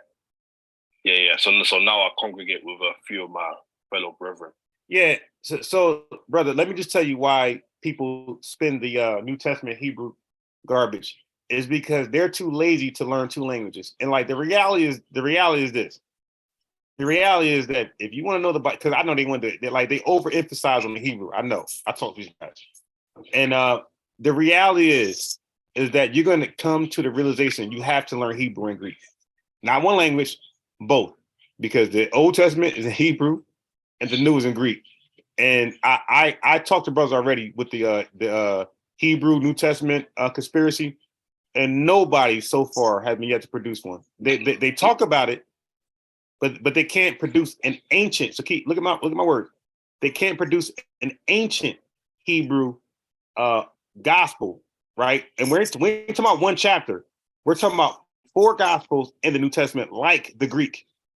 So if they did come up with, a Matthew in Hebrew, or a Luke in Hebrew, or John in Hebrew, it's like, okay, well, where's the rest? So still, you're still bound by the Greek testimonial of the gospel, and that's what you're faced with. And bro, I'm trying to tell you, prepare just to learn Greek and Hebrew, and not just one. Because that's what we're doing over here. We're not lazy. We're doing both. What, are you part of the Christian church, I presume? No, I'm actually Israelite. Oh, you're Israelite? Yeah, but I'm an Israelite who actually teach the truth. Like, I don't go with conspiracy theories and agendas. I accept both books, and I haven't learned Hebrew, but I got a friend who's like there, and I plan to do that sometime this year to like focus on Hebrew. No, for sure. No, to be fair, Hebrew does. I actually do want to learn Hebrew, and obviously it seems worth learning Greek. Yeah, but you now I can read. So I already did Greek, so I'm good there. I got to do Hebrew next. So this is why I can tell you for surety that the old Greek manuscripts got the virgin birth, because I read it, right, and I could demonstrate easily all the words. You dig that? So like, people read the English. I don't got to read an English gospel. I can read a Greek gospel. As a matter of fact, I got a whole Bible, a Septuagint, that's in all Greek, old and new. So you got Bibles with both all old. You got some Bibles all Spanish, right? But trust me, bro, you're going to come to realization after you research yourself that there's no old Hebrew gospel that's older than the Codex Sinaiticus. You're going to, or the Vitanicus. You're going to come to the conclusion that you got to learn Greek. If you're going to read about Jesus and the Apostle Paul, you got to learn Greek. And I'm here to help you. I appreciate that. Yes.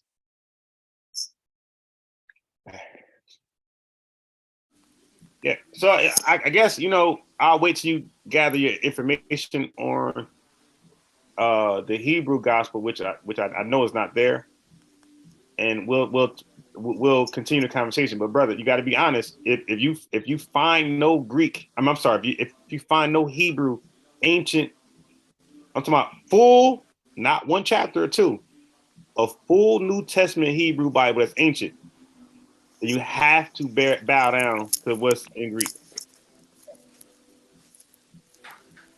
Okay. Otherwise, just be a Hebrew Israelite, like with no New Testament, just be Old Testament only. Fair enough. Yep. So I'll wait for you. I'll wait for you to get back. Yeah. No. I'll definitely intend. I definitely intend on getting information. Obviously, I'll send it forth. And look, listen, man. You can invite whoever you want, how many you want. It doesn't matter, bro. They won't get around it. You can invite 10 people, and I'm gonna stand strong on 10 toes. And it is what it is. No, for sure. But 100%. all right, well, get back to me. It was a pleasure talking to you. Shalom. Okay, yeah, and you as well, brother. Shalom. Sure. I made that quick.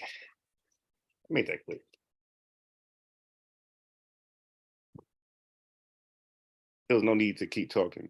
Dude was not prepared at all. All right. There's a link. Let me get the phone number for Indigenous. Yeah. Yeah, UK got to step up, man. I'm talking about the UK Israelites got to step up. Y'all be the easiest ones to talk to.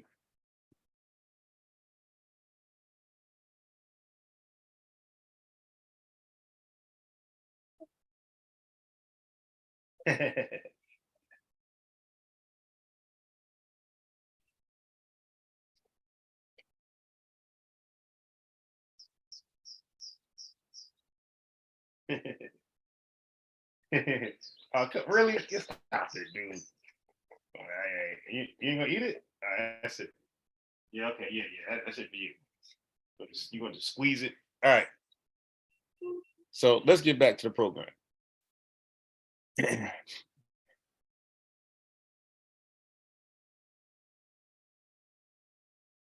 And I was trying my best not to. Like everybody say, "Are you too cocky? You need to humble." I was trying my best, like be humble, whatever that means, because I know y'all niggas don't know the definition of it. All right, here we go. Morning news. Back to our daily. To get into Millennium Park, prompting a major police response. Within the past few minutes, shots were fired near the corner of Madison and Michigan. Now, we had a news crew on the scene, but they had to move because... Yo, look at the term. They're using the term wilding at a Grant Park. So now, the way white media defines wilding, that literally means a bunch of niggas just going crazy. Like vandalizing, crimes, violence, senseless behavior. Okay, unprovoked behavior. That's how white media defines wilding. So, but there's a bunch of niggas out here though. I mean, it is what it is. They're acting a fool. Because of safety concerns. I was there a little bit earlier, about an hour and a half ago, and saw police escorting tourists and visitors to their cars in the Millennium Park parking garage. The crowd was trying to get into Millennium Park, but there are checkpoints that are not allowing anyone under the age of 21 who's not with an adult to get in. So they're massing across the street on the other side of Michigan Avenue. I spoke to a woman whose car was smashed by people jumping on the windshield. What people? Come on. You know, bunch of niggas. As the crowd began... So niggas couldn't get in, something going on at some Grant Park, because of the age requirement. Under 21, you need a parent. And you know, these reckless niggas, the parents ain't never around, you know, they want them out the house. I mean, at least the parents should get a life insurance policy on these stupid niggas. I mean, because the parents clearly don't care about them. So at least get some type of benefit from these goofy niggas. Beating her husband as he sat in the dash by people jumping on the windshield. She says the crowd began beating her husband as he sat in the driver's seat. He's now been sent to Northwestern Memorial Hospital. I also talked to a woman, a Chicago native, who was appalled by what she saw. By the way, this is in Chicago. What I see out here is completely ludicrous, to be honest with you. I'm appalled at what I see. I'm from Chicago, and I understand kids having a good time, but this is simply bad parenting. We have to do better as parents. Our kids should not be out here. Where are their parents at? That's my question. Oh, no, the parents out partying. The parents out, you know, doing them. Where their kids go. When they turn 18, the black parents are like, do what you want to do. Like, they act like they can't continue to guide them. So just, you're 18, do what you want to do. The situation continues to develop at this time. Now, I do see a bunch of niggas out here. Right here. But you see right here? Nigga. Nigga right here. Niggas. A bunch of niggas out here. So yeah, that be nigga involvement. As we mentioned, we have a reporter on the scene, but there are some security concerns. Fox 32's Nate Rogers is on Michigan Avenue in a protective position. Nate, can you tell us what you see right now?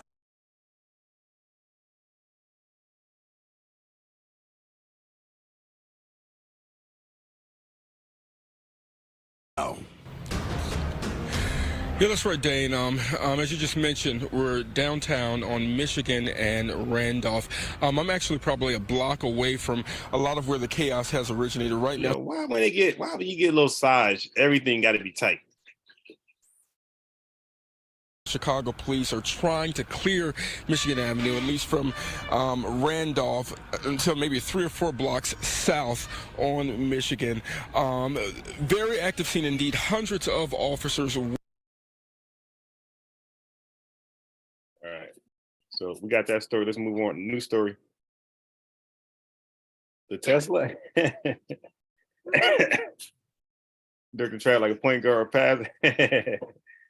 All right. So LeBron in one. I told the watcher, I told Guy Body that they, in my mind, they got the better team. And you see, the better players showed up and they got the dub. You dig? So I'm not surprised at all. I don't care about a number 2. And I do care. It does mean something, but I'm telling you, the Lakers got a better team. And the fact that LeBron and AD is better than everybody on the Memphis Grizzlies, that's enough for me to say that they're going to win. All right. So let's move on. New story.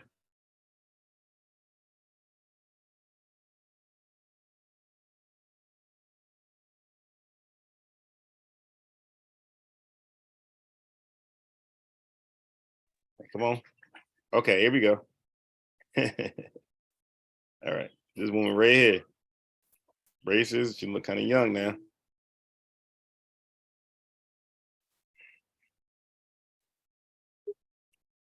Come, Moogie. Come. Come. Come. All right.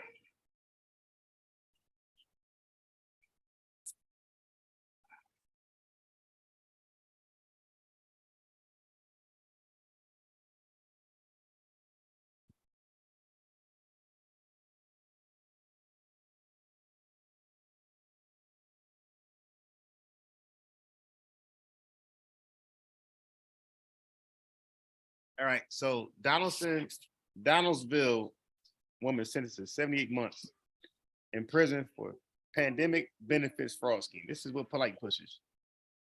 Okay, make it a little bigger. So unfortunate.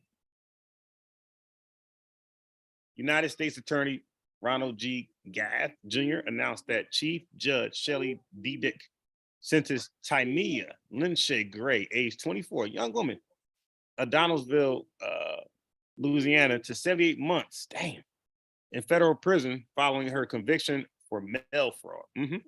The court further sentenced Gray to serve 3 years of supervised release following her term of imprisonment in order to pay, $1 million, basically, in restitution. Between June 2020 and October 2021, Gray submitted fraudulent claims for unemployment insurance benefits in California in her name and in the names of other individuals. Gray also submitted fraudulent claims for Paycheck Protection Program, PPP, benefits in the names of fictitious businesses, the shit politely advocate, and based on fictitious business profits and losses. Through her unemployment insurance scheme, Gray falsely claimed that she had others were working in California prior, that she and others workers, oh my God. Gray falsely claimed that she and others were working in California prior to the coronavirus pandemic and that they lost their employment due to the pandemic. This is what Polite promotes, by the way. Gray obtained names, birth dates, and social security numbers of others and submitted fraudulent claims for unemployment insurance benefits in their names with and without their knowledge. Damn. She did that?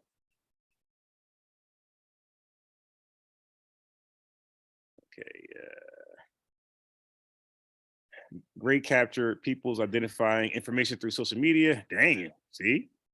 Upon submitting the claims and receiving the funds, she either gave a portion of the funds to others or kept all the funds for herself. Through her scheme, Gray obtained hundreds of thousands of dollars in prepaid debit cards in the mail.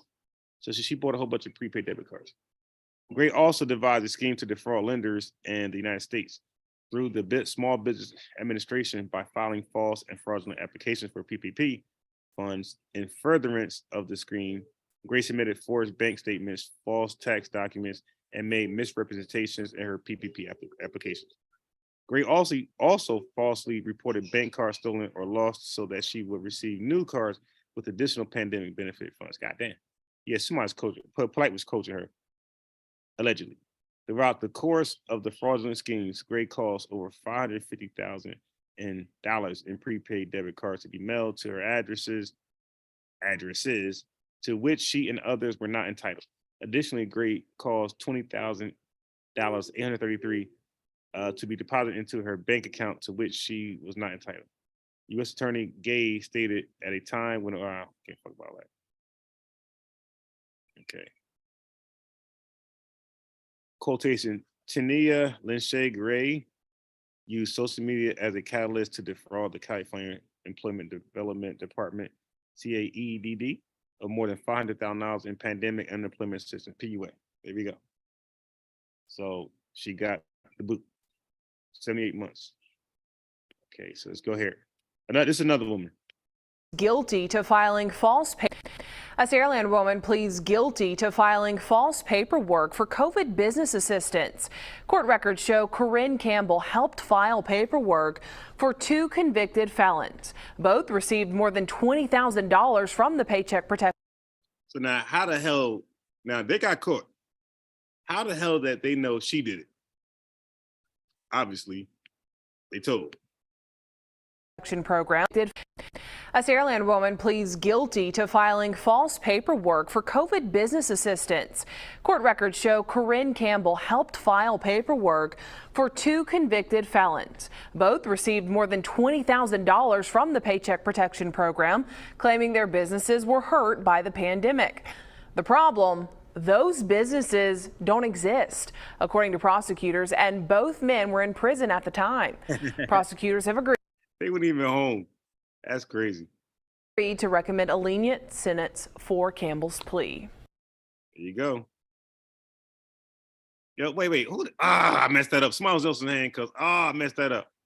I blew that one. Somebody else is out there.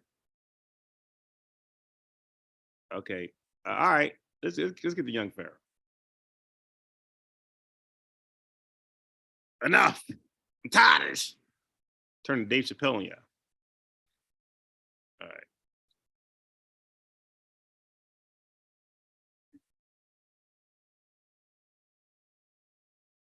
Let's get to young Pharaoh crazy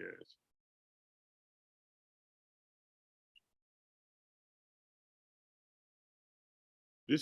I was actually embarrassed for young Pharaoh. This was sad. Because to me, he proved himself to be just as crazy as one can be.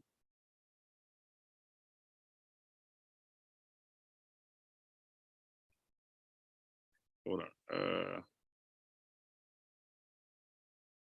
Okay. Oh shit! Come on.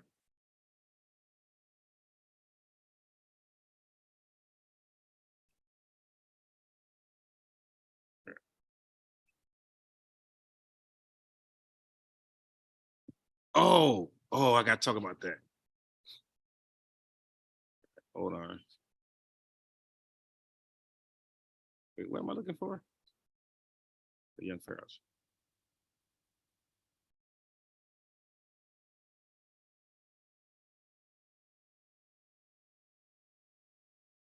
Oh, no. I gotta show this one.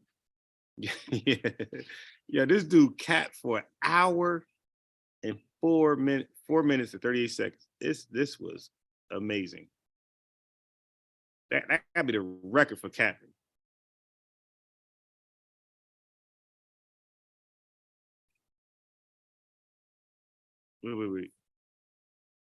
Wait, so where's the debate?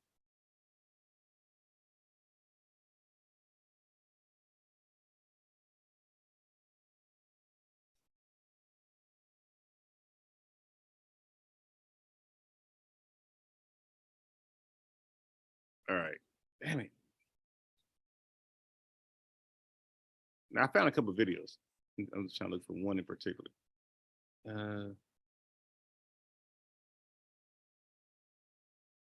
Well, who sent this one? All right, I can show that one too.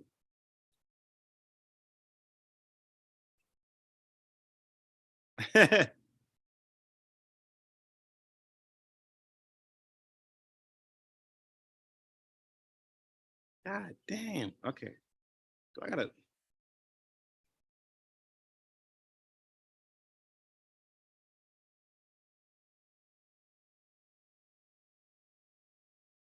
All right, you know, I'm just typing in Southern Studios.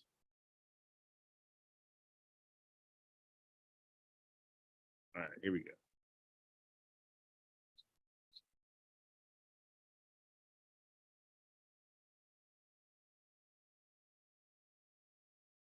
Yeah, this nigga right here. Obviously, because if he didn't bring that value to the reason why I can't.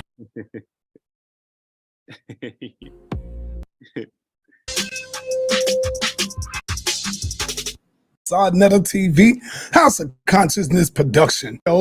Just like maybe quick, y'all. But hey, I do appreciate the brother message. So we're gonna start off with these good words from our brother Lex Vortex.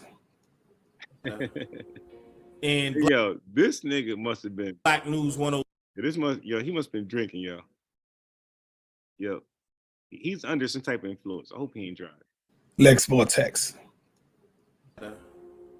And Black News 102 in the House of Consciousness. As much as I've been in odds with them about different things, I've come to realize. Yeah, you would think that this is gonna be like the most 1 minute, right? That everyone plays their part. Yeah. People just love to just hear themselves, man. And when he got done with this, he probably watched it 20 times, 100 times over. You know what I mean? And when we look at what Netta does, that's what he does. And it has been an intricate part of consciousness. Now, a lot of us, some of you were brought into consciousness just from watching Netta TV, Black News 102. And we understand the power and influence that Netta has. Okay, so we want him to do more. But that is our personal desire. You know, Netta, I come to realize, is doing what he loves. He found his passion, and that's why he's successful at what he's doing. And I realize a lot of the frustration that we have is because we want him to use his power, his influence, his talents to do more than what he's doing. That is your personal desire, but he has his part.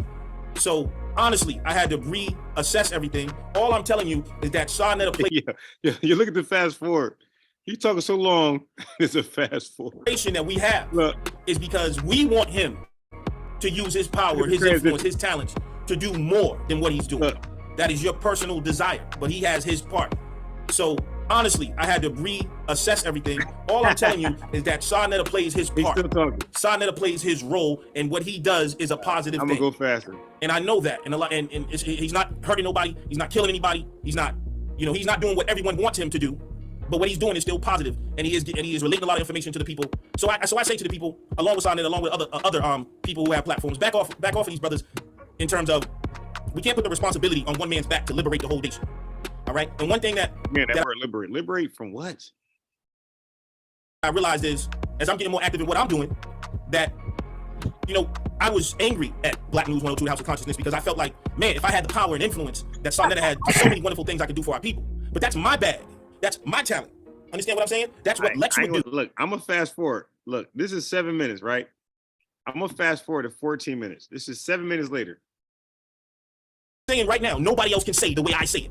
Nobody else, whether you disagree or disagree. Saying the same shit over and over and over. This dude saying the same thing over and over and over and over. Oh, Richard, I don't have to be insecure about Black News 102. Nobody can do what I do. And the truth is, the reason why Black News 102 is so valuable side of it, because nobody does it like him. He's the original. We're all copying him to some degree. He set the format, the blueprint. And so what I realized, y'all, is we got to do what we do. What do you realize? You finally realized that? What the confusion came in with me because we thought Netta was Marcus Garvey or something. The Marcus Garvey. That Netta just he does what he does. You thought that. He when I went and looked back, he never claimed that he was Marcus. He said he loves his people, and I believe he does. But this is how he contributes.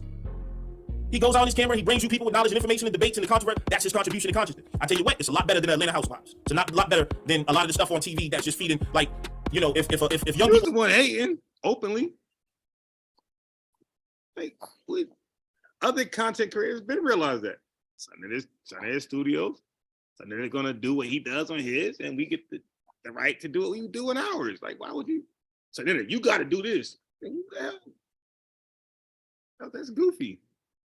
People are watching House of Consciousness. They're 80 steps up from regular television. Yeah. Oh my God, that dude ain't. Something they cut him off.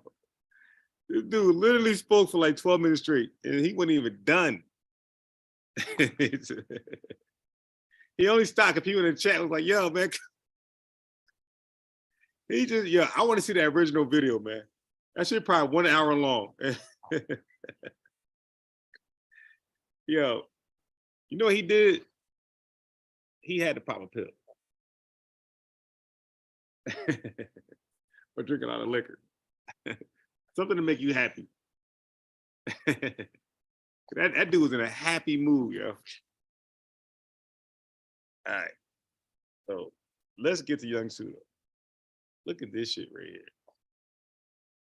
That. You is, you know, you might can't perform, so maybe after Deontay Wilder being drugged and hit with metal. We too far in. This is a sick nigga. Violating black here. So for anybody, my complete case history from my look, look how he popped it off. Young Pseudo with a smile. He popped it off with a smile. Look at this crazy shit.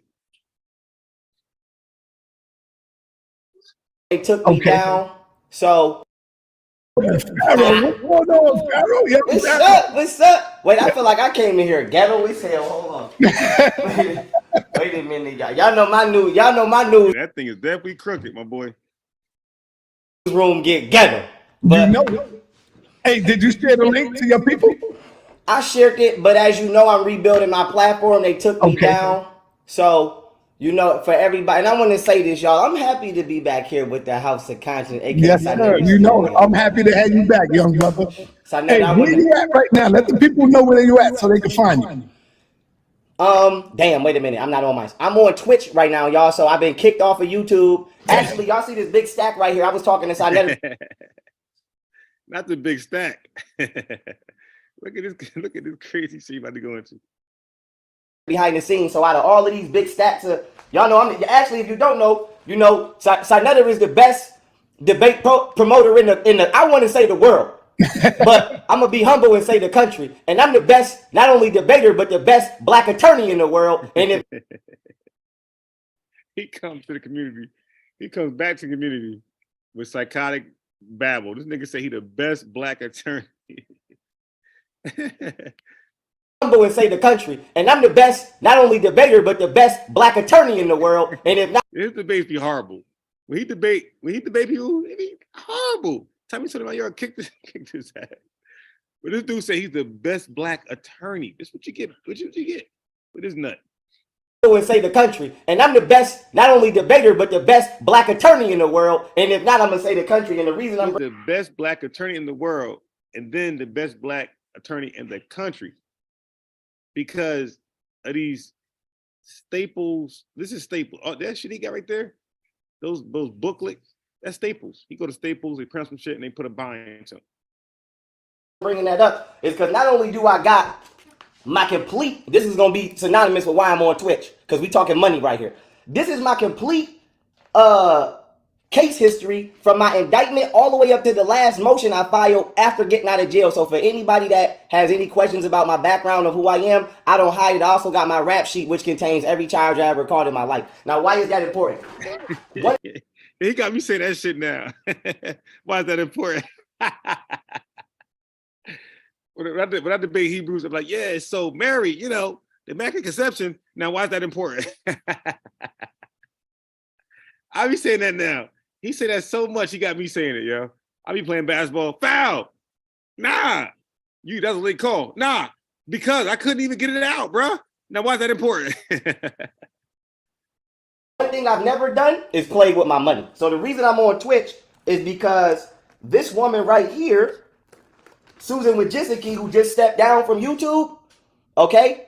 They were being racist because I exposed Nancy Pelosi, Hillary Clinton, Barack Obama, and anybody else you could think of in the so-called deep state as well as defense for not only violating black people's rights, which are human rights violations. I'm ready to go to the United Nations right now if they want to go. But not only doing that, I caught them doing pedophilia and human trafficking and child sacrifice in the background. And to prove it, not only do I have a PowerPoint presentation in here that I put together of her involvement with it and everything she did, I have every single transcript from my lawsuit proving that I won it, even though I was wrongfully denied because the judge was a Jew. And that's also an interesting conflict because if I'm saying the judge was a Jew, he didn't learn his lesson, but he ain't right now. He doing allegedly all type of hallucinating. That's my opinion. Drugs. Everything she did. I have every single transcript from my lawsuit proving that I won it, even though I was wrongfully denied because the judge was a Jew. And that's also an interesting. So you can win a lawsuit, but not win because the judge is a Jew. So if your judge is a Jew, then what's the point of filing a lawsuit? If the judge, I mean, damn, my boy, you gotta research that first. What's the ethnicity of my judge? Jew? Fucking no lawsuit. I'm just gonna take that L right there. The conflict because if I'm saying the Jews, not all of them, but some of them, specifically George Soros. Now you saying not all of them. You should be saying that from the door, and that's what I be trying to tell indigenous black men. Like, dude, when you start saying all, you're in trouble.